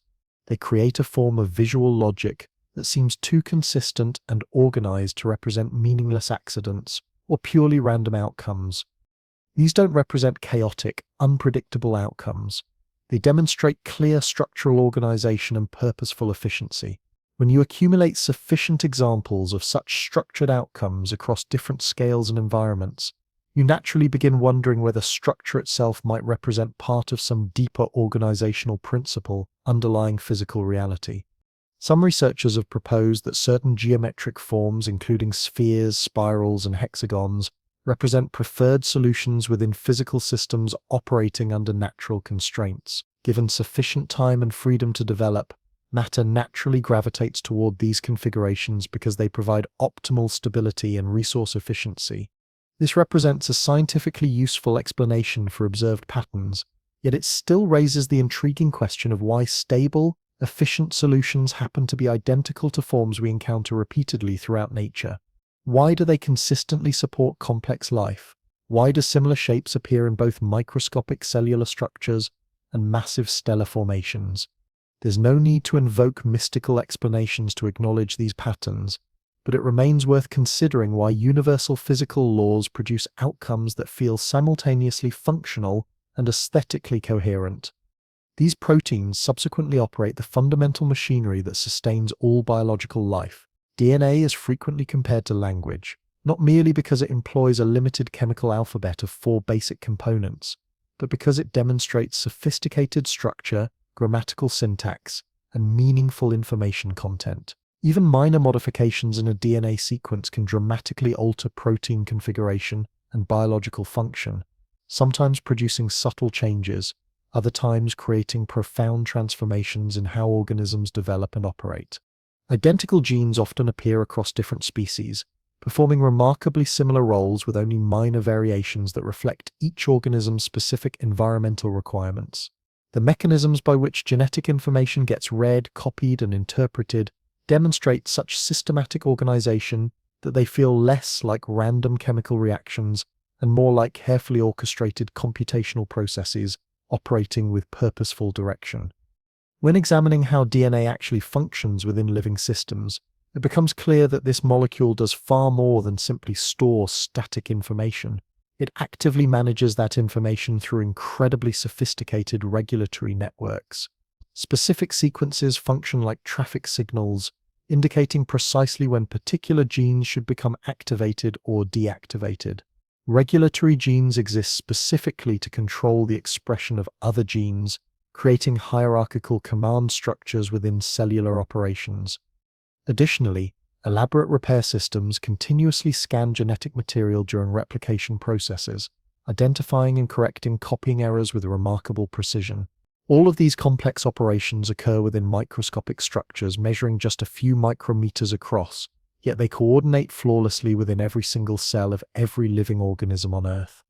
This extraordinary level of organizational sophistication raises profound questions, not because it's difficult to imagine how such systems might have emerged through natural processes, but because it's genuinely challenging to ignore just how remarkably effective and purposeful these mechanisms appear to be. The standard scientific explanation remains evolution through natural selection, operating over vast timescales. Random mutations in genetic material create variation among organisms. Those variations that enhance survival prospects get transmitted to subsequent generations, gradually leading to increasing biological complexity. The evidence supporting this evolutionary framework appears robust and compelling, observable in fossil records, laboratory experiments, and shared genetic sequences among related species. Yet even accepting this well-established evolutionary framework, the underlying molecular mechanisms themselves remain genuinely striking in their precision and coordination. Proteins must fold into highly specific three-dimensional configurations based entirely on the chemical interactions between their constituent amino acid components. This folding process proves absolutely essential to proper protein function. When proteins fold incorrectly, they typically cannot perform their designated biological roles, often leading to cellular dysfunction or disease. Despite this stringent requirement for precision, protein folding occurs automatically within living cells, guided by amino acid sequences and assisted by specialized molecules that function like molecular chaperones, ensuring proper configuration during the assembly process. No conscious awareness or intentional guidance participates in these operations, yet the entire system operates with an elegance and reliability that proves difficult to dismiss as mere coincidence. Rather than representing random trial and error experimentation, biological systems demonstrate thousands of interconnected components working together in precisely the right sequence at exactly the right timing to maintain life's essential functions. Consider enzymes, specialized proteins that accelerate chemical reactions essential for biological processes. Without enzymatic assistance, most reactions required to sustain living organisms would proceed far too slowly to support life. With proper enzymatic catalysis, these same reactions occur millions of times faster than they would under normal chemical conditions. Enzymes exhibit extraordinary specificity, with each type precisely matching its target substrate, like a perfectly crafted key fitting its designated lock. They're not merely functional tools, but highly selective instruments that enable life to control precisely when and how biochemical processes occur throughout complex organisms. Then we encounter molecular motors, microscopic machines, constructed entirely from protein components that transport materials throughout cellular interiors. Some of these molecular devices literally walk along cellular structural elements, carrying essential cargo from one location to another with remarkable precision. Others rotate, pump fluids, or open and close cellular gates that regulate molecular traffic. These biological machines convert stored chemical energy directly into mechanical motion, often operating through principles that closely mirror engineered devices, operating at much larger scales. None of these sophisticated systems remain unique to complex multicellular organisms. Bacteria possess them. Plants utilize them. Every known form of life relies on variations of essentially the same molecular tools and operational principles. While the specific components differ between species, the fundamental organizational principles remain remarkably consistent across all biological systems. This consistency strongly supports common evolutionary origins, yet simultaneously raises intriguing questions about where the original informational instructions originated. Scientists have proposed numerous models explaining how the first self-replicating molecules might have assembled under early Earth's environmental conditions. Various theories involve clay mineral surfaces serving as organizational templates, deep-sea hydrothermal vents providing energy and chemical gradients, or ice-covered lake environments, creating concentrated chemical solutions. While significant progress continues in this field, no single comprehensive explanation has achieved universal scientific acceptance. The fundamental challenge involves recognizing that life requires far more than just appropriate molecular components randomly coming together. It demands integrated systems capable of self-replication, environmental regulation, responsive adaptation, and evolutionary development over time. While it's certainly possible that these extraordinarily sophisticated systems emerged gradually from simpler chemical precursors, the transition between basic chemistry and functional biology represents one of the most difficult conceptual gaps for researchers to model convincingly. This explanatory gap, the mysterious space between random molecular interactions and coordinated cellular function, leads some observers to wonder whether biological systems exhibit characteristics that resemble intentional engineering, not necessarily in the manner that human designers create mechanical devices, but in the sense that biological components appear unusually well suited to their specific functional roles. Genetic code doesn't merely represent static data storage, it contains executable instructions that actively run cellular operations, modify their own content, and adapt dynamically to changing environmental conditions in real time. Even the methods by which genetic information gets compacted within cellular nuclei demonstrate remarkable organizational efficiency. Human DNA, if completely unraveled and stretched linear, would extend approximately 2 meters in length. Yet this enormous molecule fits comfortably within microscopic cellular spaces, wrapped around structural proteins, folded into organized loops, and systematically arranged so that appropriate genes remain accessible when cellular processes require them. This represents systematic organization and management, rather than chaotic molecular storage. This represents organization that is neither random nor hastily improvised, but rather systematically layered, carefully regulated, and profoundly integrated across multiple levels of biological function. Once you truly comprehend that DNA operates fundamentally like executable code, it becomes increasingly difficult to avoid recognizing it as a sophisticated form of language. While it doesn't employ words or grammatical structures in the manner of spoken human languages, it demonstrates its own consistent rules, its own chemical alphabet, syntactic organization, and meaningful information content. This biological language is written using a 4-letter chemical script that contains detailed instructions not merely for constructing protein molecules, but for determining precisely when, where, and how those proteins should be manufactured within cellular environments. It represents information stored in physical form, executable instructions literally embedded within the structure of matter itself. The fundamental question becomes whether this remarkable language was consciously invented, gradually discovered through natural processes, or perhaps represents something existing between those two possibilities. DNA doesn't simply consist of long chains of randomly arranged chemical components.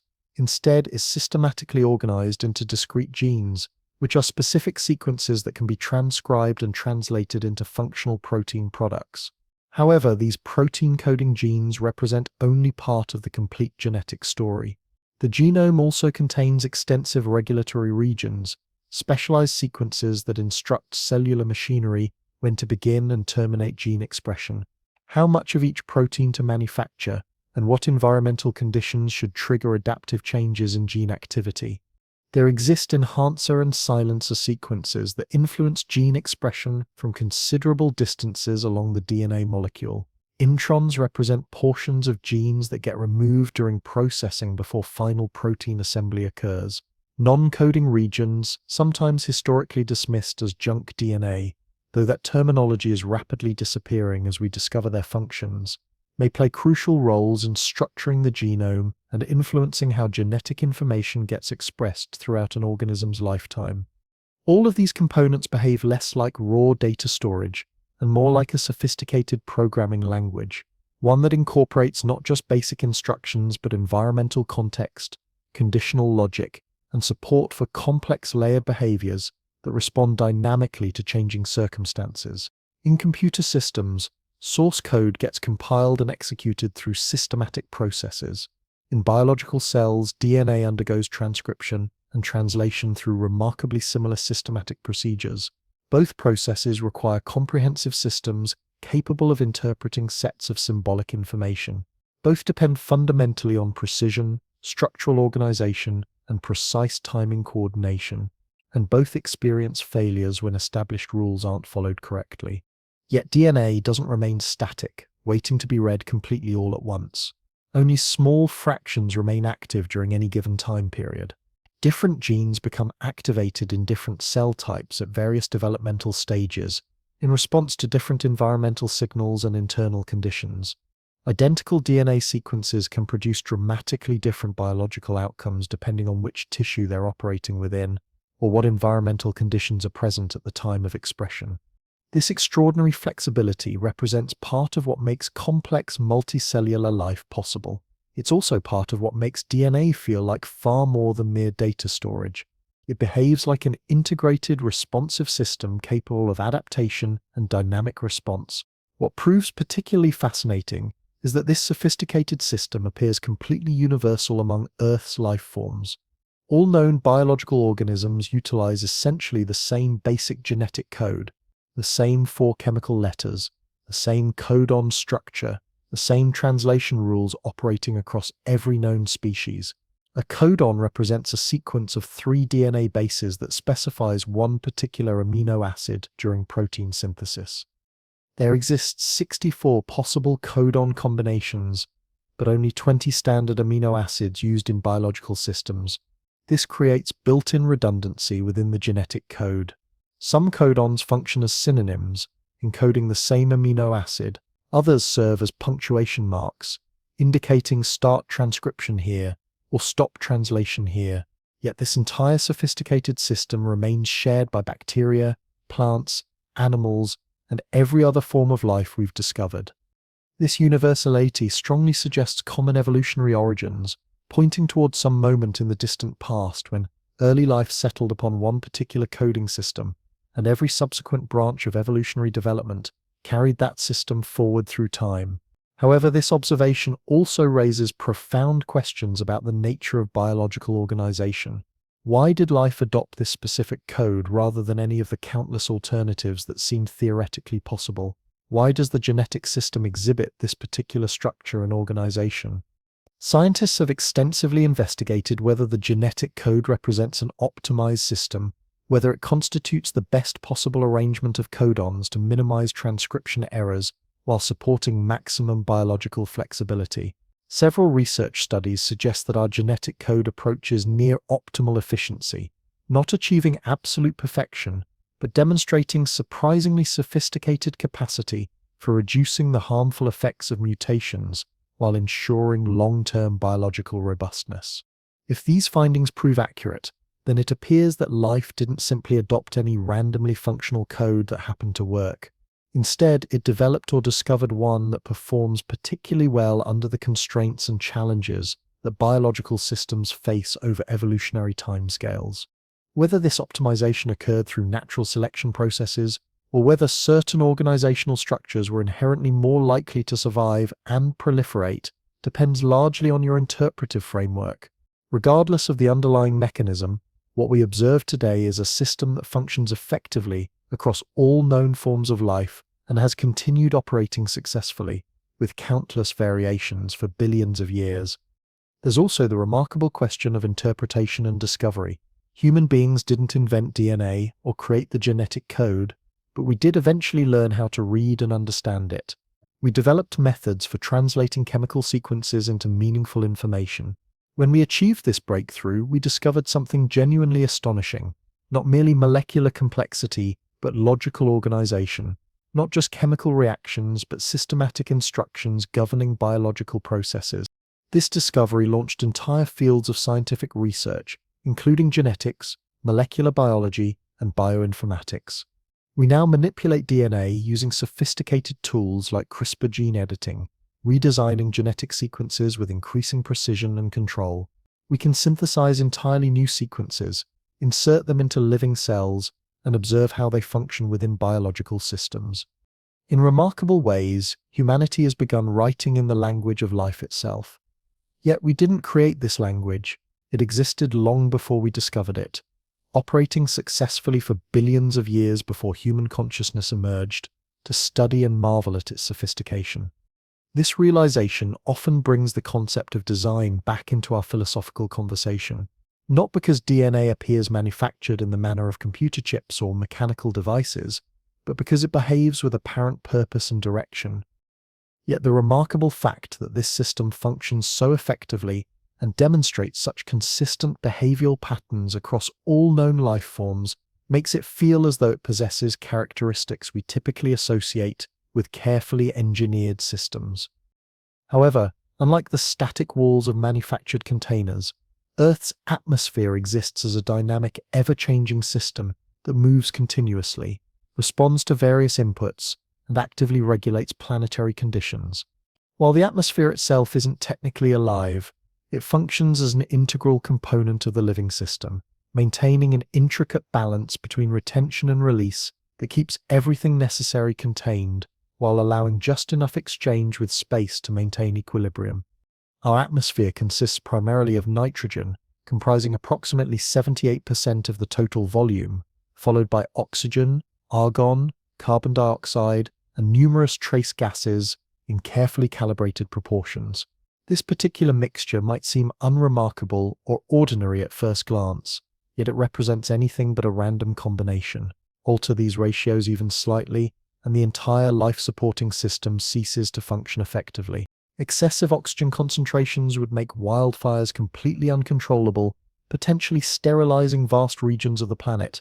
Insufficient oxygen levels would cause widespread suffocation among animal populations. Without adequate nitrogen availability, plant life couldn't access the essential nutrients required for growth and development. Eliminate carbon dioxide entirely, and photosynthesis would halt completely, collapsing the foundation of virtually every food web on Earth. These atmospheric percentages aren't merely symbolic representations or arbitrary numbers.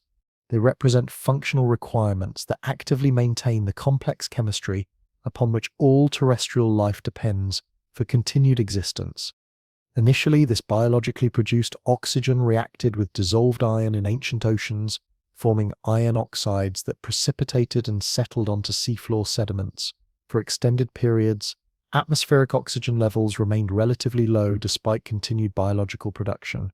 Then concentrations began climbing gradually, followed by rapid acceleration that fundamentally transformed planetary chemistry. This dramatic shift, known as the Great Oxygenation Event, completely revolutionized atmospheric composition and biological possibilities. Oxygen enabled far more efficient cellular energy production, making complex multicellular life feasible for the first time in Earth's history. However, this transformation also triggered massive extinction events, as countless organisms adapted to oxygen-poor conditions couldn't survive in the newly oxygenated environment.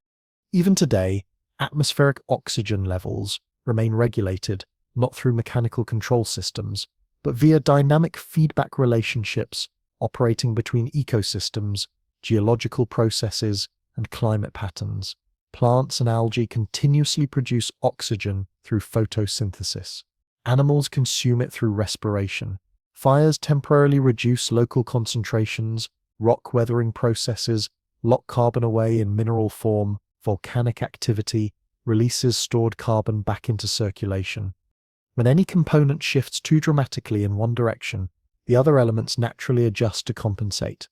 The result isn't perfect static stability, but rather bounded variation within limits that support continued biological activity. It represents a planetary system that breathes through cycles, pulses, and feedback mechanisms operating across multiple timescales. One of the most immediately noticeable characteristics of our atmosphere involves its pressure effects. At sea level, atmospheric weight presses downward with approximately 14.7 pounds of force per square inch. This pressure maintains water in liquid form across most of the planet's surface, enables efficient gas exchange within animal respiratory systems, and supports everything from the boiling temperatures of various liquids to the structural integrity of biological tissues. Significantly lower atmospheric pressure would cause water to evaporate far too easily, potentially desiccating planetary surfaces. Higher pressure might interfere with respiratory processes and alter the fundamental chemistry that sustains life. Current pressure levels support optimal conditions for biological activity, while life itself maintains the atmospheric gas mixtures that determine pressure characteristics. Atmospheric composition also determines how thermal energy moves around the planet through complex heat distribution mechanisms. Certain gases possess the capacity to absorb and re-radiate infrared energy. These greenhouse gases, including carbon dioxide, methane, water vapor, and others, play crucial roles in planetary temperature regulation. Without any greenhouse effect, Earth would remain too cold and lifeless to support complex biological systems. Excessive greenhouse gas concentrations would cause dangerous overheating that could eliminate most current life forms. The system remains dynamic, with greenhouse gases constantly cycling through various reservoirs, yet their concentrations generally stay within ranges where existing life can adapt and continue thriving. Then we encounter the ozone layer, a relatively thin atmospheric region that absorbs most incoming ultraviolet radiation from the sun. UV light proves extremely harmful to DNA molecules and other essential biological compounds. Without this protective ozone shield, mutation rates would increase dramatically, cellular damage would accelerate, and complex life would become unsustainable across most planetary surfaces. With precisely calibrated ozone concentrations, harmful radiation gets filtered out, while beneficial wavelengths continue reaching the surface to power photosynthesis and other light-dependent processes. Yet despite all of these remarkable atmospheric processes operating continuously around us, the atmosphere rarely draws conscious attention to itself. It remains remarkably easy to forget that every single breath we take represents the product of intricate planetary systems working in perfect coordination. The oxygen filling your lungs at this very moment might have originated from a towering Amazon rainforest tree or a microscopic ocean organism floating thousands of miles away. The air surrounding you isn't simply empty space waiting to be filled, but rather the culmination of billions of years of feedback loops, evolutionary adaptation, complex chemistry, and perpetual motion operating across every scale of existence. It's not that our atmosphere possesses conscious awareness or intentional purpose, yet its behavioral patterns strongly suggest underlying organizational structure. Rather than random drift or chaotic fluctuation, we observe predictable cycles. Instead of static conditions or complete stasis, we witness dynamic equilibrium, the kind of self-regulation that hints at a system operating with built-in constraints, responsive thresholds, and something resembling systemic memory of past conditions. Even when all the necessary materials exist in proper proportions, even when the chemistry functions flawlessly, timing remains absolutely critical. Not merely timing measured in seconds, minutes, or hours, but coordination across vast temporal scales encompassing seasons, longer cycles, and entire geological ages. On Earth, events don't simply occur randomly whenever conditions happen to align. Instead, they unfold at specific intervals, following recognizable rhythms and patterns that have persisted for millions of years. Some of these rhythms operate quickly, others unfold slowly, while still others tick along to the measured pace of geological time itself.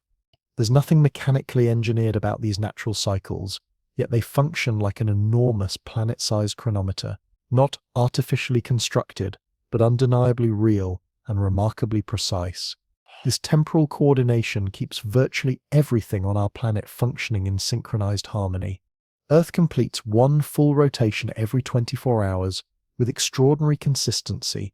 This rotational pattern establishes the fundamental rhythm of day and night that sets the basic pace for sleep cycles, periods of activity, and photosynthetic processes. Every living organism, from tiny insects to massive trees to human beings, has evolved internal mechanisms that synchronize precisely with this daily pattern. Circadian rhythms, hormonal fluctuations, flowering schedules, and feeding behaviors represent far more than simple responses to changing light conditions. These represent deeply programmed biological systems shaped and refined through millions of years of repetitive exposure to Earth's rotational cycle. As the planet turns steadily through space, life turns with it in perfect coordination. Seasons actively shape animal migration routes, trigger reproductive cycles, and regulate plant growth throughout the year. Bears enter hibernation, migratory birds embark on transcontinental journeys, agricultural crops ripen according to predictable schedules. Even microscopic organisms coordinate their behavioral patterns and reproductive timing according to seasonal environmental cues. This level of biological coordination would prove impossible without the consistent orbital timing that Earth provides year after year, century after century. Our planet's orbit itself demonstrates unusual stability compared to many other worlds we've discovered. Earth follows a nearly circular path around the Sun, with just enough orbital eccentricity to create beneficial variation in solar energy input without causing extreme temperature swings that would make life unsustainable.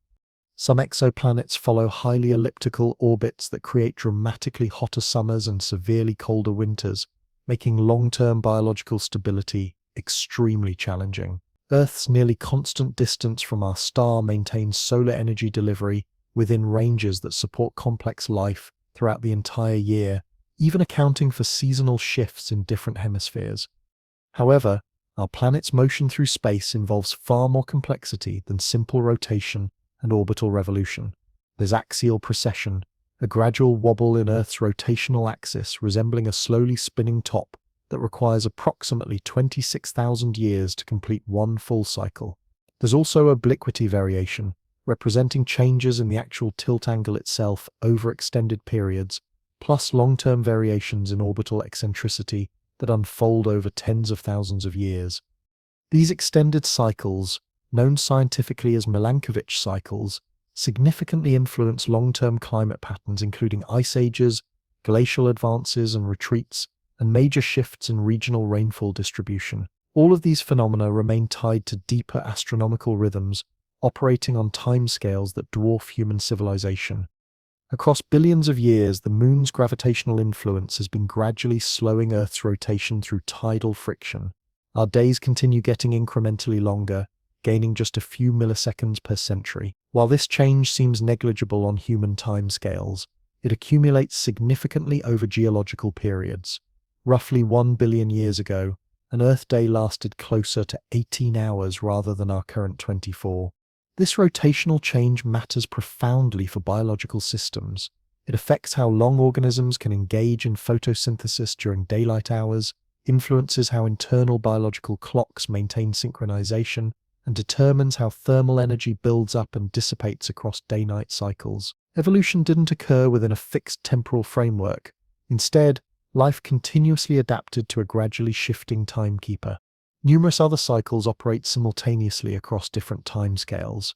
Solar activity follows an 11-year pattern characterized by peaks and valleys in sunspot numbers and overall solar radiation output. Geological cycles unfold across tens or hundreds of millions of years, encompassing the movement of tectonic plates, the opening and closing of ocean basins, the gradual rise and eventual erosion of mountain ranges. Even mass extinction events display certain periodic characteristics, though the underlying causes remain subjects of ongoing scientific debate. Then there's the intricate timing embedded within biology itself. Inside every living cell, molecular chronometers operate continuously, measuring time through protein concentrations that rise and fall in predictable loops. The fact that a timepiece maintains accurate rhythm doesn't necessarily require someone actively monitoring its operation, yet it does create a reliable foundation upon which other systems can build and develop. Earth, as we're discovering, proves remarkably buildable in precisely this way. Biological life, atmospheric weather patterns, complex chemistry, and even human cultural systems all develop in carefully coordinated layers, resting upon the foundation of consistent temporal rhythms. None of these intricate systems would function effectively if the underlying pace deviated too dramatically from its established course. Certain aspects of biological development clearly demonstrate gradual incremental improvement, occurring one small advantage at a time. You can trace these evolutionary pathways through fossil records and genetic analysis, observing modest changes accumulating small survival benefits, leading to gradual shifts across countless generations. However, other biological features appear to represent dramatic leaps forward in capability and sophistication. Not because these systems lack scientific explanations or seem mysterious, but because they function with such remarkable effectiveness that it becomes genuinely difficult to imagine how they could have operated as partially developed intermediate forms. The human visual system represents one of these extraordinary examples. It's frequently cited as a prime illustration of biological complexity, representing an integrated system containing numerous interdependent components that must coordinate flawlessly. Visual perception isn't simply passive reception of external information, but rather active interpretation and processing of sensory data. Every single second, human eyes process millions of discrete inputs, organizing them into coherent perceptions of motion, color variation, contrast levels, spatial distance, potential threats, and sources of comfort or attraction. What makes this system even more remarkable is that the eye functions as far more than a simple light-detecting sensor. It operates as a sophisticated dynamic optical instrument. The lens continuously adjusts its curvature for optimal focus at varying distances. Pupils expand and contract, responding not only to ambient light conditions, but also to emotional states and psychological arousal. Microscopic muscles constantly track moving objects, stabilize the visual field, and coordinate seamlessly with head movements and overall body positioning. The eye never operates in isolation. Instead, it remains embedded within comprehensive systems of coordination and predictive processing. Beyond the remarkable hardware components, the brain contributes additional layers of sophisticated processing, including edge detection, automatic color correction, and complex pattern recognition algorithms operating below the threshold of conscious awareness. Neural systems automatically fill in blind spots, stabilize our perception of the world even while the head moves constantly, and interpret visual information based on stored memories, learned expectations, and contextual clues from the environment. True vision represents dynamic interaction rather than direct recording of external reality. The conventional scientific explanation involves evolutionary development. Visual organs evolve from simple light-sensitive patches found on primitive organisms. Over extended time periods, these basic photoreceptors developed greater depth, formed primitive lenses, added muscular control, and refined focusing capabilities. You can observe versions of this developmental process operating in nature today, from elementary photoreceptors in jellyfish to sophisticated compound eyes in insects to the advanced vertebrate visual systems like our own. Each evolutionary step provided measurable survival advantages, even when the overall system remained incomplete. This explanation withstands rigorous scientific scrutiny and provides a compelling framework for understanding visual system development. Yet what proves particularly noteworthy is how remarkably far visual capabilities have advanced, not merely in humans, but across numerous animal species. Birds of prey possess visual acuity that allows them to detect ultraviolet wavelengths invisible to humans and spot movement at extraordinary distances. Certain shrimp species can perceive polarized light and distinguish color variations far beyond human capability. Cats and owls function effectively in near-total darkness conditions. Cephalopods like squid have evolved camera-like eyes, structured completely differently from mammalian eyes, yet achieving comparable functional sophistication. These don't represent weak, approximate versions of true vision. They constitute precisely tuned biological systems, operating with remarkable speed, responsiveness, and resolution capabilities. The visual system represents just one example among many of this biological precision. Echolocation capabilities in bats and dolphins involve emitting high-frequency sound pulses and interpreting the returning acoustic reflections with extraordinary precision. This creates complete three-dimensional environmental mapping, accomplished in milliseconds, functioning effectively underwater or during flight. Electric fish utilize electromagnetic fields to detect objects in murky aquatic environments. Various insects perceive ultraviolet or infrared radiation completely invisible to human senses. Certain snake species detect thermal signatures from warm-blooded prey animals. Even something as familiar as the human hand represents a genuine engineering marvel.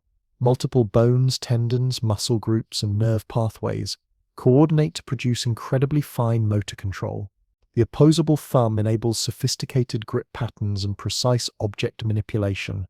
Consider activities like playing complex musical instruments, typing rapidly on keyboards, or tying intricate knots.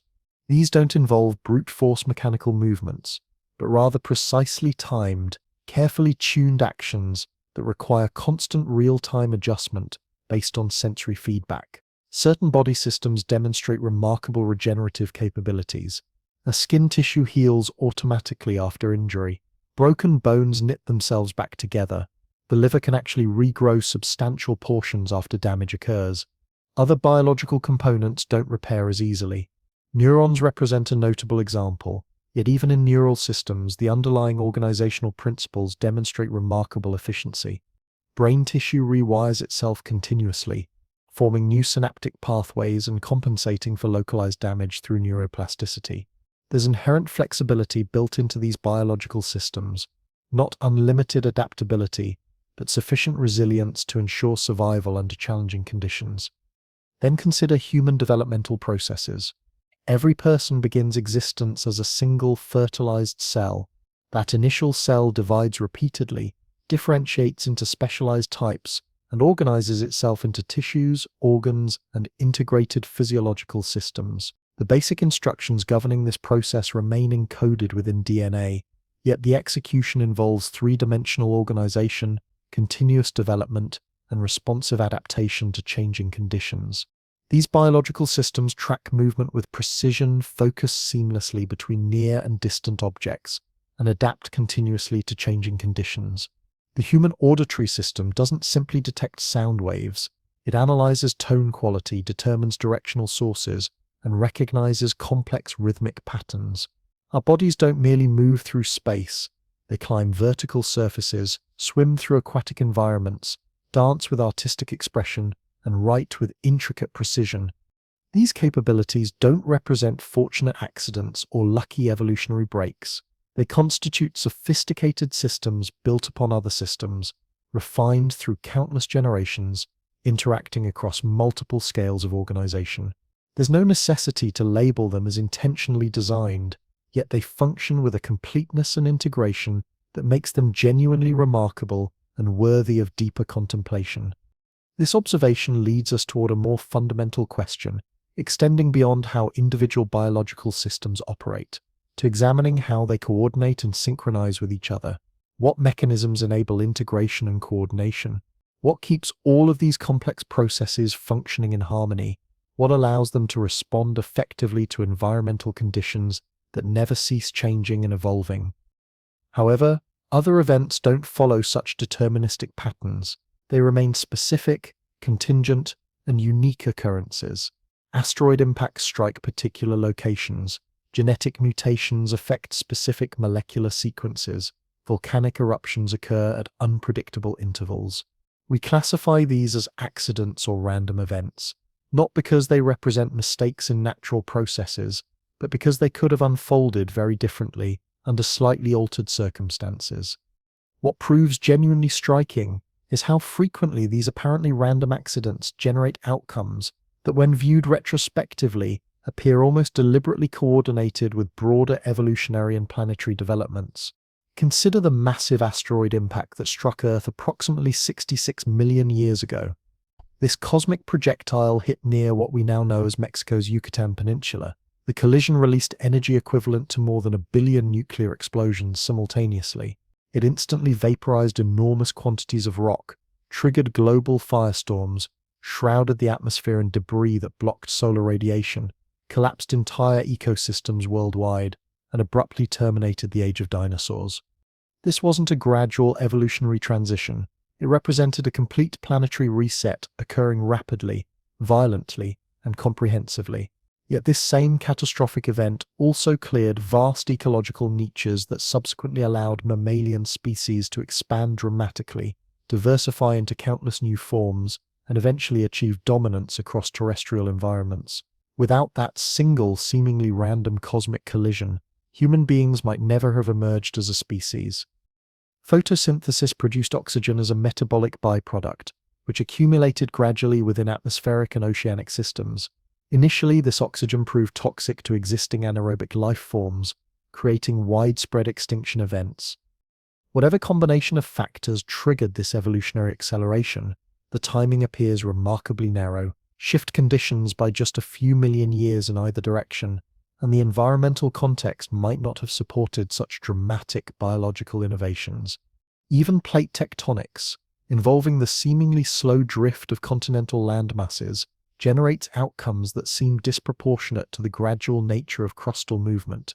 Continental drift occurring over millions of years fundamentally alters ocean circulation patterns, isolates species populations from each other, opens new migration corridors while blocking others, creates mountain ranges that influence regional precipitation patterns, and brings different species into contact or separates them geographically.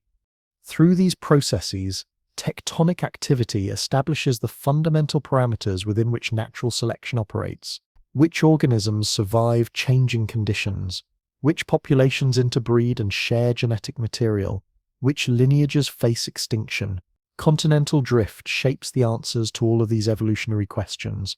The formation of our moon, likely resulting from a collision between early Earth and a Mars-sized celestial body, represents another example of apparently random events producing remarkably beneficial outcomes. This ancient impact was chaotic, extraordinarily high energy, and probably represents one of the rarest types of planetary collisions possible during solar system formation.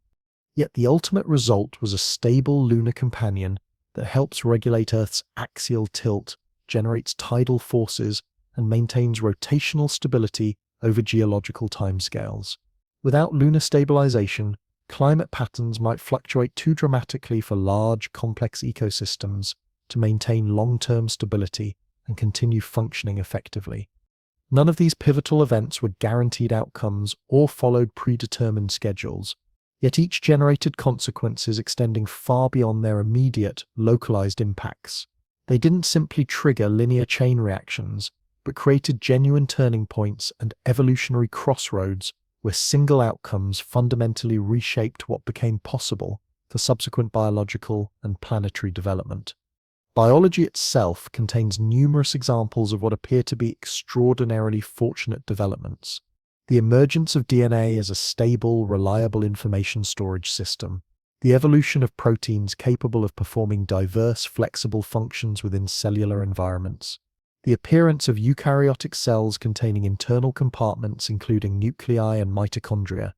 This last evolutionary step likely originated when one primitive cell engulfed another, not for nutrition but establishing a permanent cooperative relationship. A merger that began as biological accident became a permanent symbiotic arrangement. This cellular cooperation enabled the development of larger, more sophisticated organisms with specialized internal structures and enhanced metabolic capabilities. What becomes immediately observable through all of these examples is remarkable precision operating across multiple scales of existence. We witness a convergence of countless variables that demonstrates unusually compatible relationships and coordination. Yet somehow, against all odds, the integrated system maintains its stability. It continues evolving, adapting, and changing in response to new conditions. Components break down and rebuild themselves. Entire subsystems experience periodic collapse and renewal. However, the overall planetary system never experiences complete, irreversible failure.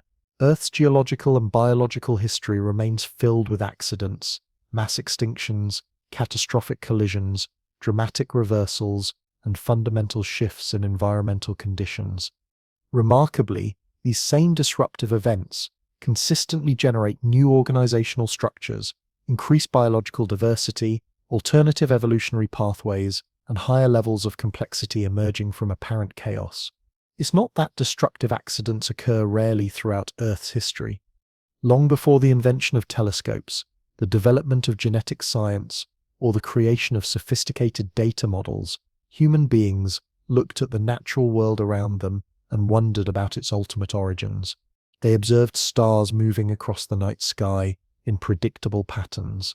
They watched seasonal weather cycles, the rhythms of life and death, and countless other natural phenomena unfolding with remarkable consistency. What impressed our ancestors most profoundly was the regularity they observed everywhere. Patterns, cycles, and systems behaving in consistent, repeating ways across extended time periods. When confronted with such widespread regularity and organization, the question that naturally follows involves asking who or what established these patterns and maintains their consistency. The earliest explanations remain deeply personal in nature. Gods, spirits, ancestral beings, and natural forces possessed names, intentions, and elaborate mythological stories. Within these belief systems, the physical world wasn't merely a collection of objects and phenomena. It represented deliberate creation. Mountains, rivers, the sun and moon, even animals and human beings, all resulted from the purposeful actions of unseen beings who acted with clear intentions and goals. Sometimes this divine purpose appeared benevolent and supportive of human flourishing. Other times it seemed chaotic or indifferent to human concerns. Yet regardless of the specific interpretation, these explanatory frameworks gave meaning and significance to natural events. Drought wasn't simply weather patterns. It carried messages from spiritual realms. Unexpected good fortune wasn't mere luck. It represented divine favor or approval. These ideas didn't emerge randomly from human imagination. They developed from sincere attempts to understand something far larger and more complex than individual human experience. People recognized forces that operated according to consistent rules, yet also seemed to respond to human behavior and moral choices.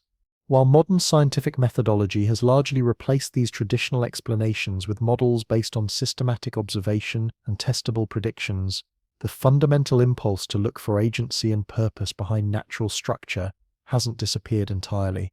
It has simply evolved and taken on new forms of expression.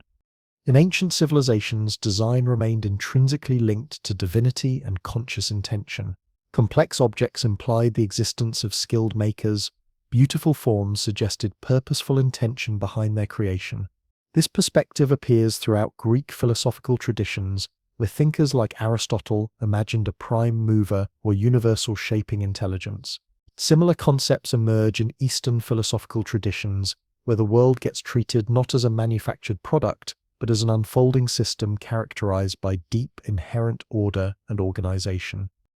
This worldview dominated intellectual life for many centuries, influencing not only religious thought but scientific investigation as well. Early naturalists and researchers often understood their work as discovering the mind of God through careful study of natural phenomena and physical laws. Then, during the 19th century, Charles Darwin proposed a fundamentally different explanatory model, one that operated without requiring foresight or conscious planning. Evolution through natural selection demonstrated how extraordinarily complex organisms could arise from simple beginnings through variation, environmental pressure, and selective filtering operating across vast time periods. This represented a major conceptual shift, not because it directly denied the possibility of design, but because it removed the necessity for invoking intentional causation. Researchers could now explain biological order and complexity without requiring conscious intention or purposeful planning. While this didn't resolve all philosophical questions about ultimate origins, it dramatically changed the intellectual framework within which such questions got asked and answered. Since Darwin's time, scientific understanding has continued developing in this direction. The current mainstream view suggests that complex systems, whether biological, planetary, or cosmic in scale, can emerge naturally from the interaction of physical laws, material substances, and extended time periods. Complexity arises from simplicity not through deliberate construction, but through spontaneous self-organization processes.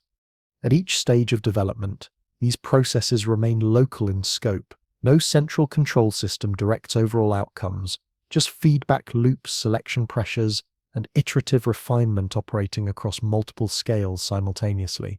Yet even within this naturalistic framework, the intuitive sense of design persists in new forms, not traditional design involving a conscious watchmaker directing cosmic affairs, but design evident in the structure and organization of natural outcomes. The human brain functions remarkably like sophisticated computer systems. Genetic codes behave like executable software programs. Physical laws operate like programming interfaces that determine what kinds of structures and processes remain possible. These analogies aren't perfect matches, but they prove remarkably persistent across scientific disciplines. Yet that anthropic reasoning doesn't address the more fundamental question of why the universe permits conscious observers to exist in the first place. Why should reality be structured in such a way that awareness, observation, and questioning become possible at all? And so the philosophical cycle continues unbroken, evolving but never truly resolving. Initially, our attempts to understand natural complexity began as metaphorical language. We described the human brain as an intricate biological machine, genetic material as executable code, and living cells as miniature factories operating with industrial efficiency.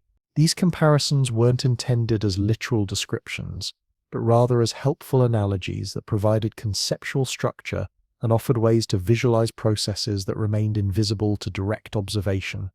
However, as time progressed and our understanding deepened, these metaphors began appearing less like convenient illustrations and more like accurate reflections of underlying reality.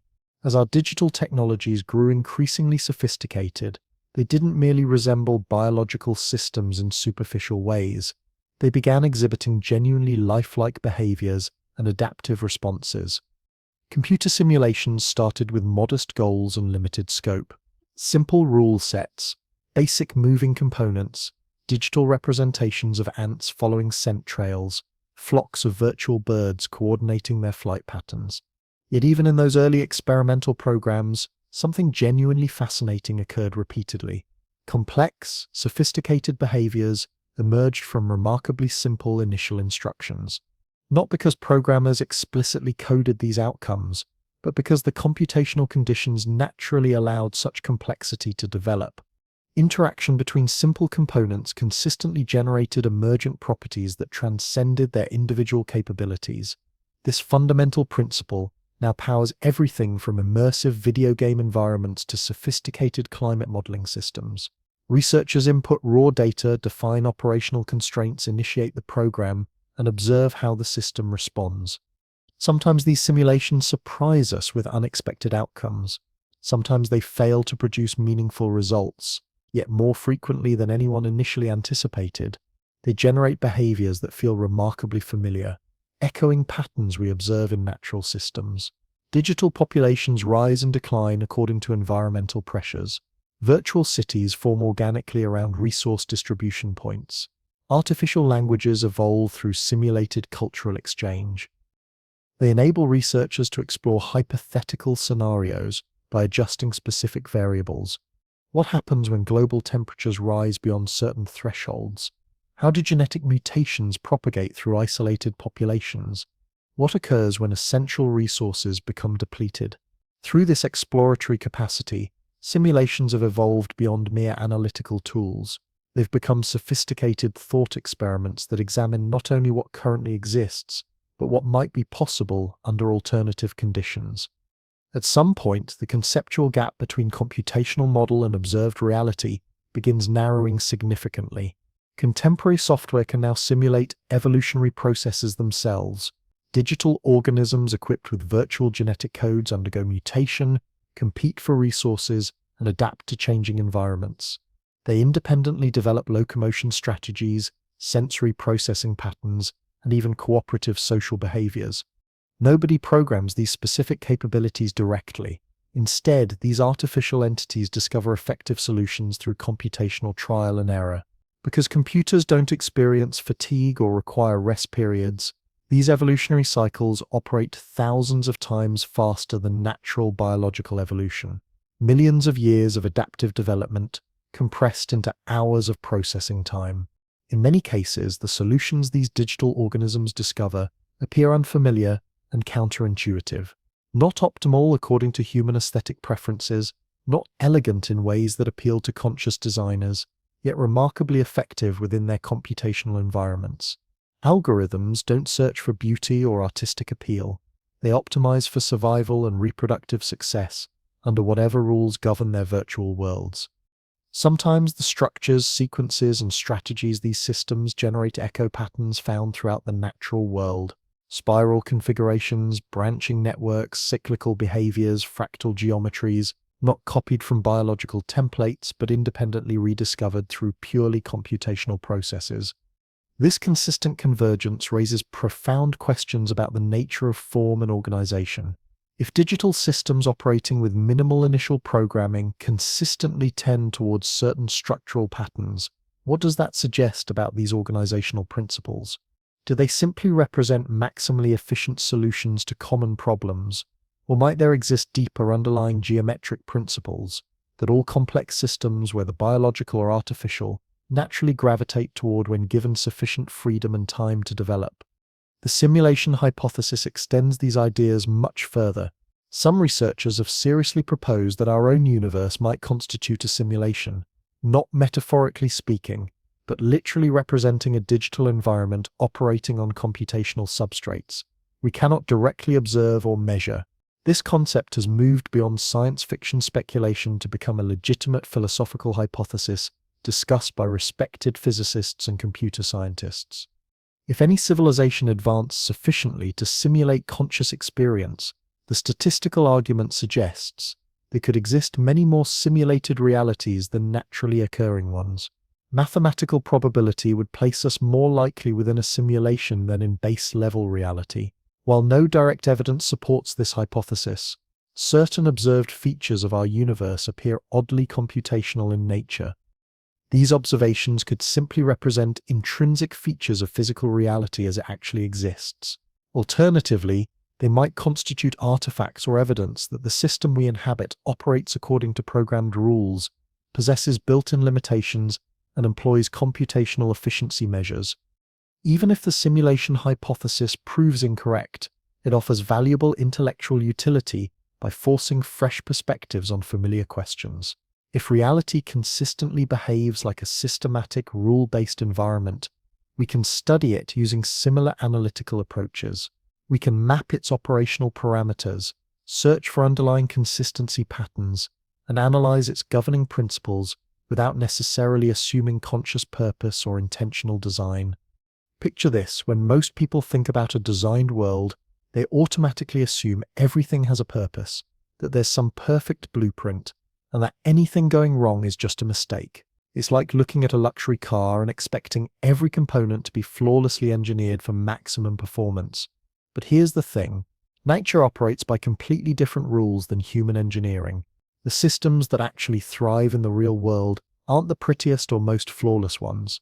They're simply the ones tough enough to stick around long enough to make a real impact. And that usually means they're just adequate, not perfect, just stable enough to keep going. Think about it this way: if you were designing the perfect world from scratch, what would it look like? Probably nothing like what we actually see around us. You'd eliminate suffering, create perfect balance, ensure everything worked in harmony. But that's not what we got, and maybe that tells us something profound about how reality actually works. Look around Earth and you'll notice something absolutely fascinating.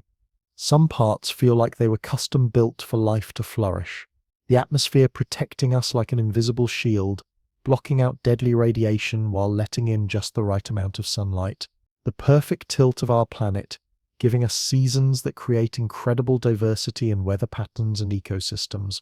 Water covering most of the planet in exactly the right amounts, not too much to flood everything, not too little to create a desert wasteland. The moon sitting at just the right distance to create tides that may have helped early life transition from ocean to land. It's almost too convenient, right? Like someone carefully calibrated every single variable. But then you encounter the other side of the story, and it's where things get really interesting. Devastating earthquakes that strike without warning, completely reshaping landscapes and destroying everything in their path. Viruses that spread faster than we can stop them, jumping between species and evolving new strategies before we even understand the old ones. Genetic diseases that seem cruel and random, affecting innocent people who did nothing to deserve such suffering. Predators that evolve at lightning speed while their prey struggles desperately to keep up in an endless arms race. And sometimes you see prey that suffers endlessly without any evolutionary rescue coming to save them. Then there are mass extinctions that completely erase entire family trees of life before they even get a fighting chance. Here's what's absolutely mind-blowing about this. These aren't mistakes in some cosmic blueprint. They're actually built-in features of a process that never stops changing and adapting. It's like the difference between a rigid machine built to perform one specific task perfectly and a flexible system that can handle whatever gets thrown at it, even if it means being messy and inefficient sometimes. Even when we look at the human body, something that's often praised as the pinnacle of biological engineering, we find these same strange compromises everywhere. Your spine, for instance, is basically a modified version of something that was originally designed for creatures walking on four legs.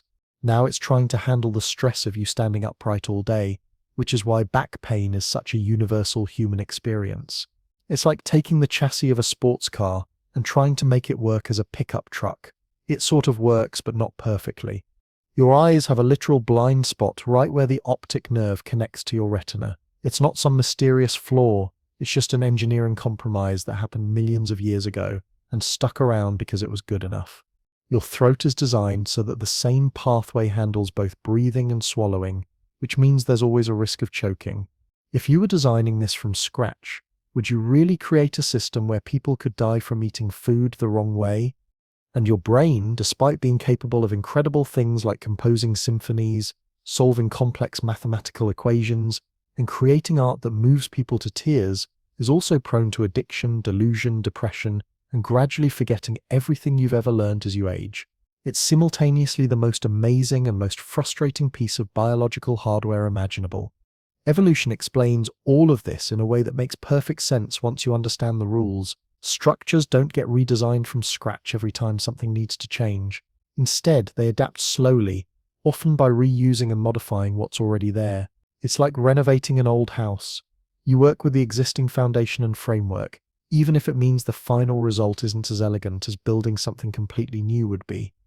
This approach leads to all sorts of inefficiencies, overlapping functions that seem redundant, unnecessary complexity that makes you wonder why nature couldn't just keep things simple, and vestigial organs that serve no current purpose but haven't been eliminated yet. But here's the fascinating part. It also leads to incredible flexibility.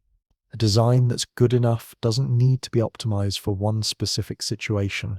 It can handle variety, change, unexpected challenges.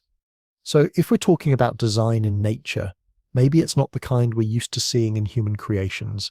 It's not planned out in advance with a clear goal in mind, not guided by a single objective like efficiency or beauty or even survival. Maybe it's more like what architects call emergent design. There's something that gets shaped by constraints, feedback loops, and pure accident over time. Random events that create new possibilities, environmental pressures that eliminate options that don't work, and timescales so vast that even tiny advantages can eventually reshape entire lineages. In that framework, the question shifts from why is everything designed like this to something more interesting. Why does this particular version keep surviving while others disappeared? And that's a completely different kind of question, one that focuses on process rather than purpose, on what works rather than what's intended. But here's where things get really mind-bending. Even our most sophisticated scientific models eventually hit a wall. We still can't create a unified theory that brings together gravity and quantum mechanics, two of the most successful theories in human history. Dark matter remains a complete mystery, making up most of the universe while staying completely invisible to us. And perhaps most puzzling of all, we have no idea why the fundamental constants of nature landed on exactly the values they did. Why does the electron carry precisely the charge it does? Why is the nuclear force exactly strong enough to hold atoms together, but not so strong that they collapse? These aren't minor details we haven't figured out yet. They are absolutely fundamental gaps in our understanding, and it's precisely into these gaps that human beings pour meaning. Some people look at this mystery and conclude that the universe simply exists without any deeper purpose. No hidden message waiting to be decoded, no grand plan unfolding, morphage, just a cosmic structure that happened to work out in a way that allows life to exist. Like winning an impossibly unlikely lottery, except instead of money, we got consciousness and the ability to wonder about our own existence. Others encounter the same mystery and see clear signs of intention. Maybe not in every tiny detail, but definitely in the bigger picture. The fact that anything exists at all, that natural laws remain consistent, that minds somehow emerged from matter, that patterns repeat themselves in ways that allow us to recognize and study them. It's like looking at an incredibly complex symphony and sensing that someone must have composed it, even if you can't identify the composer. Neither perspective can be definitively proven, and maybe that's exactly the point. They're not scientific models in the traditional sense. They're more like different lenses for interpreting what our scientific instruments can actually observe. And what makes this space between rigorous science and personal faith so compelling is how many of the same profound questions show up in both territories. What is time, really? What creates consciousness from neural activity? What existed before the Big Bang? Where does the order we see everywhere actually come from? These questions don't start out as spiritual inquiries, but they become deeply spiritual the moment our answers start shaping our values, our sense of identity, our understanding of responsibility and purpose. Even believing in science itself requires a particular kind of trust, not blind faith, but confidence in the scientific method, in the integrity of researchers, in the fundamental assumption that reality behaves consistently enough that our measurements actually mean something, that cause and effect relationships are more than just elaborate illusions our brains create. These aren't supernatural beliefs, but they're still absolutely foundational to how science operates. Science can't prove its own validity from some external viewpoint. It's a system that works because it assumes the world can be understood through careful observation and testing. Faith operates by entirely different rules. It doesn't depend on observable evidence or repeatable experiments. It provides stability when empirical evidence runs out completely. It offers narrative structure where raw data stops making sense. That doesn't make faith less valid or real more. It just means it's designed to address a completely different category of human questions. For most of human history, science and faith weren't seen as opposing forces.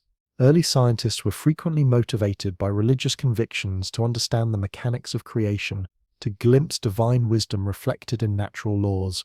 The idea that these two approaches must be enemies is actually a relatively recent development, maybe only a few centuries old. In real life, most people don't live exclusively in either the scientific or faith-based worldview. They inhabit the blend, trusting science to explain how things work while turning to other frameworks to explore why anything works at all. And the really fascinating part is where these approaches start overlapping in unexpected ways. When faith-based thinking tries to make specific scientific claims about the age of the Earth or the mechanisms of evolution, it often creates serious conflicts with observable evidence. But when it speaks through metaphor, mystery, and meaning, it addresses territories that science simply doesn't attempt to reach. And when science pushes into those same territories, speculating about parallel universes, computer simulations, or the hard problem of consciousness, it starts sounding remarkably similar to belief systems. This isn't a failure of either approach.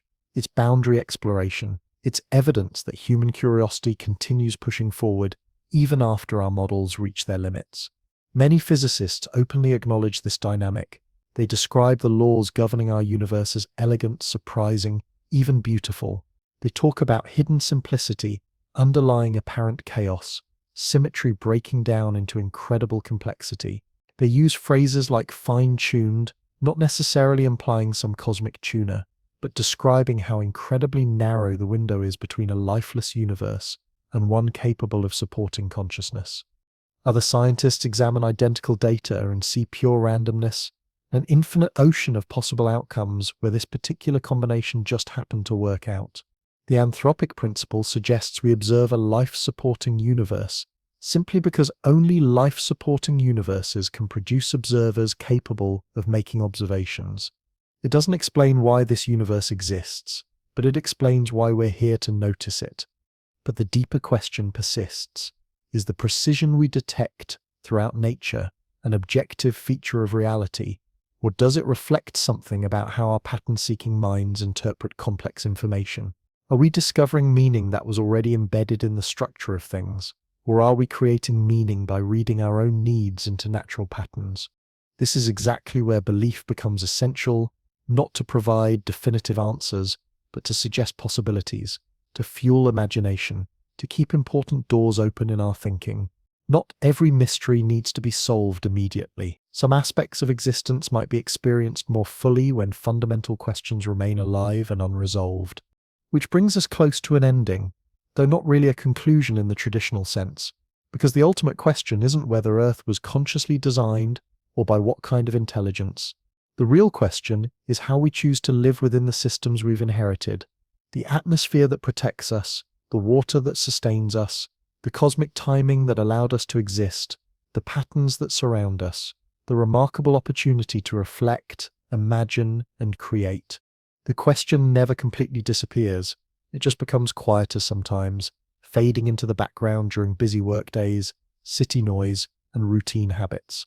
But then something always brings it rushing back: a star-filled night sky, a delicate fossil, a perfectly synchronized natural event.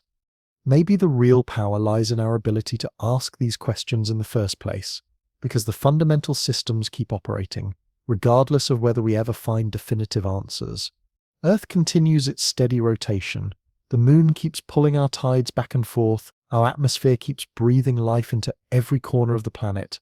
Ecosystems rise and collapse and rebuild themselves, and the endless dance between genetics, memory, and environment keeps spinning new possibilities into existence. The underlying rules haven't shifted at all, but now we're actually here to witness them in action.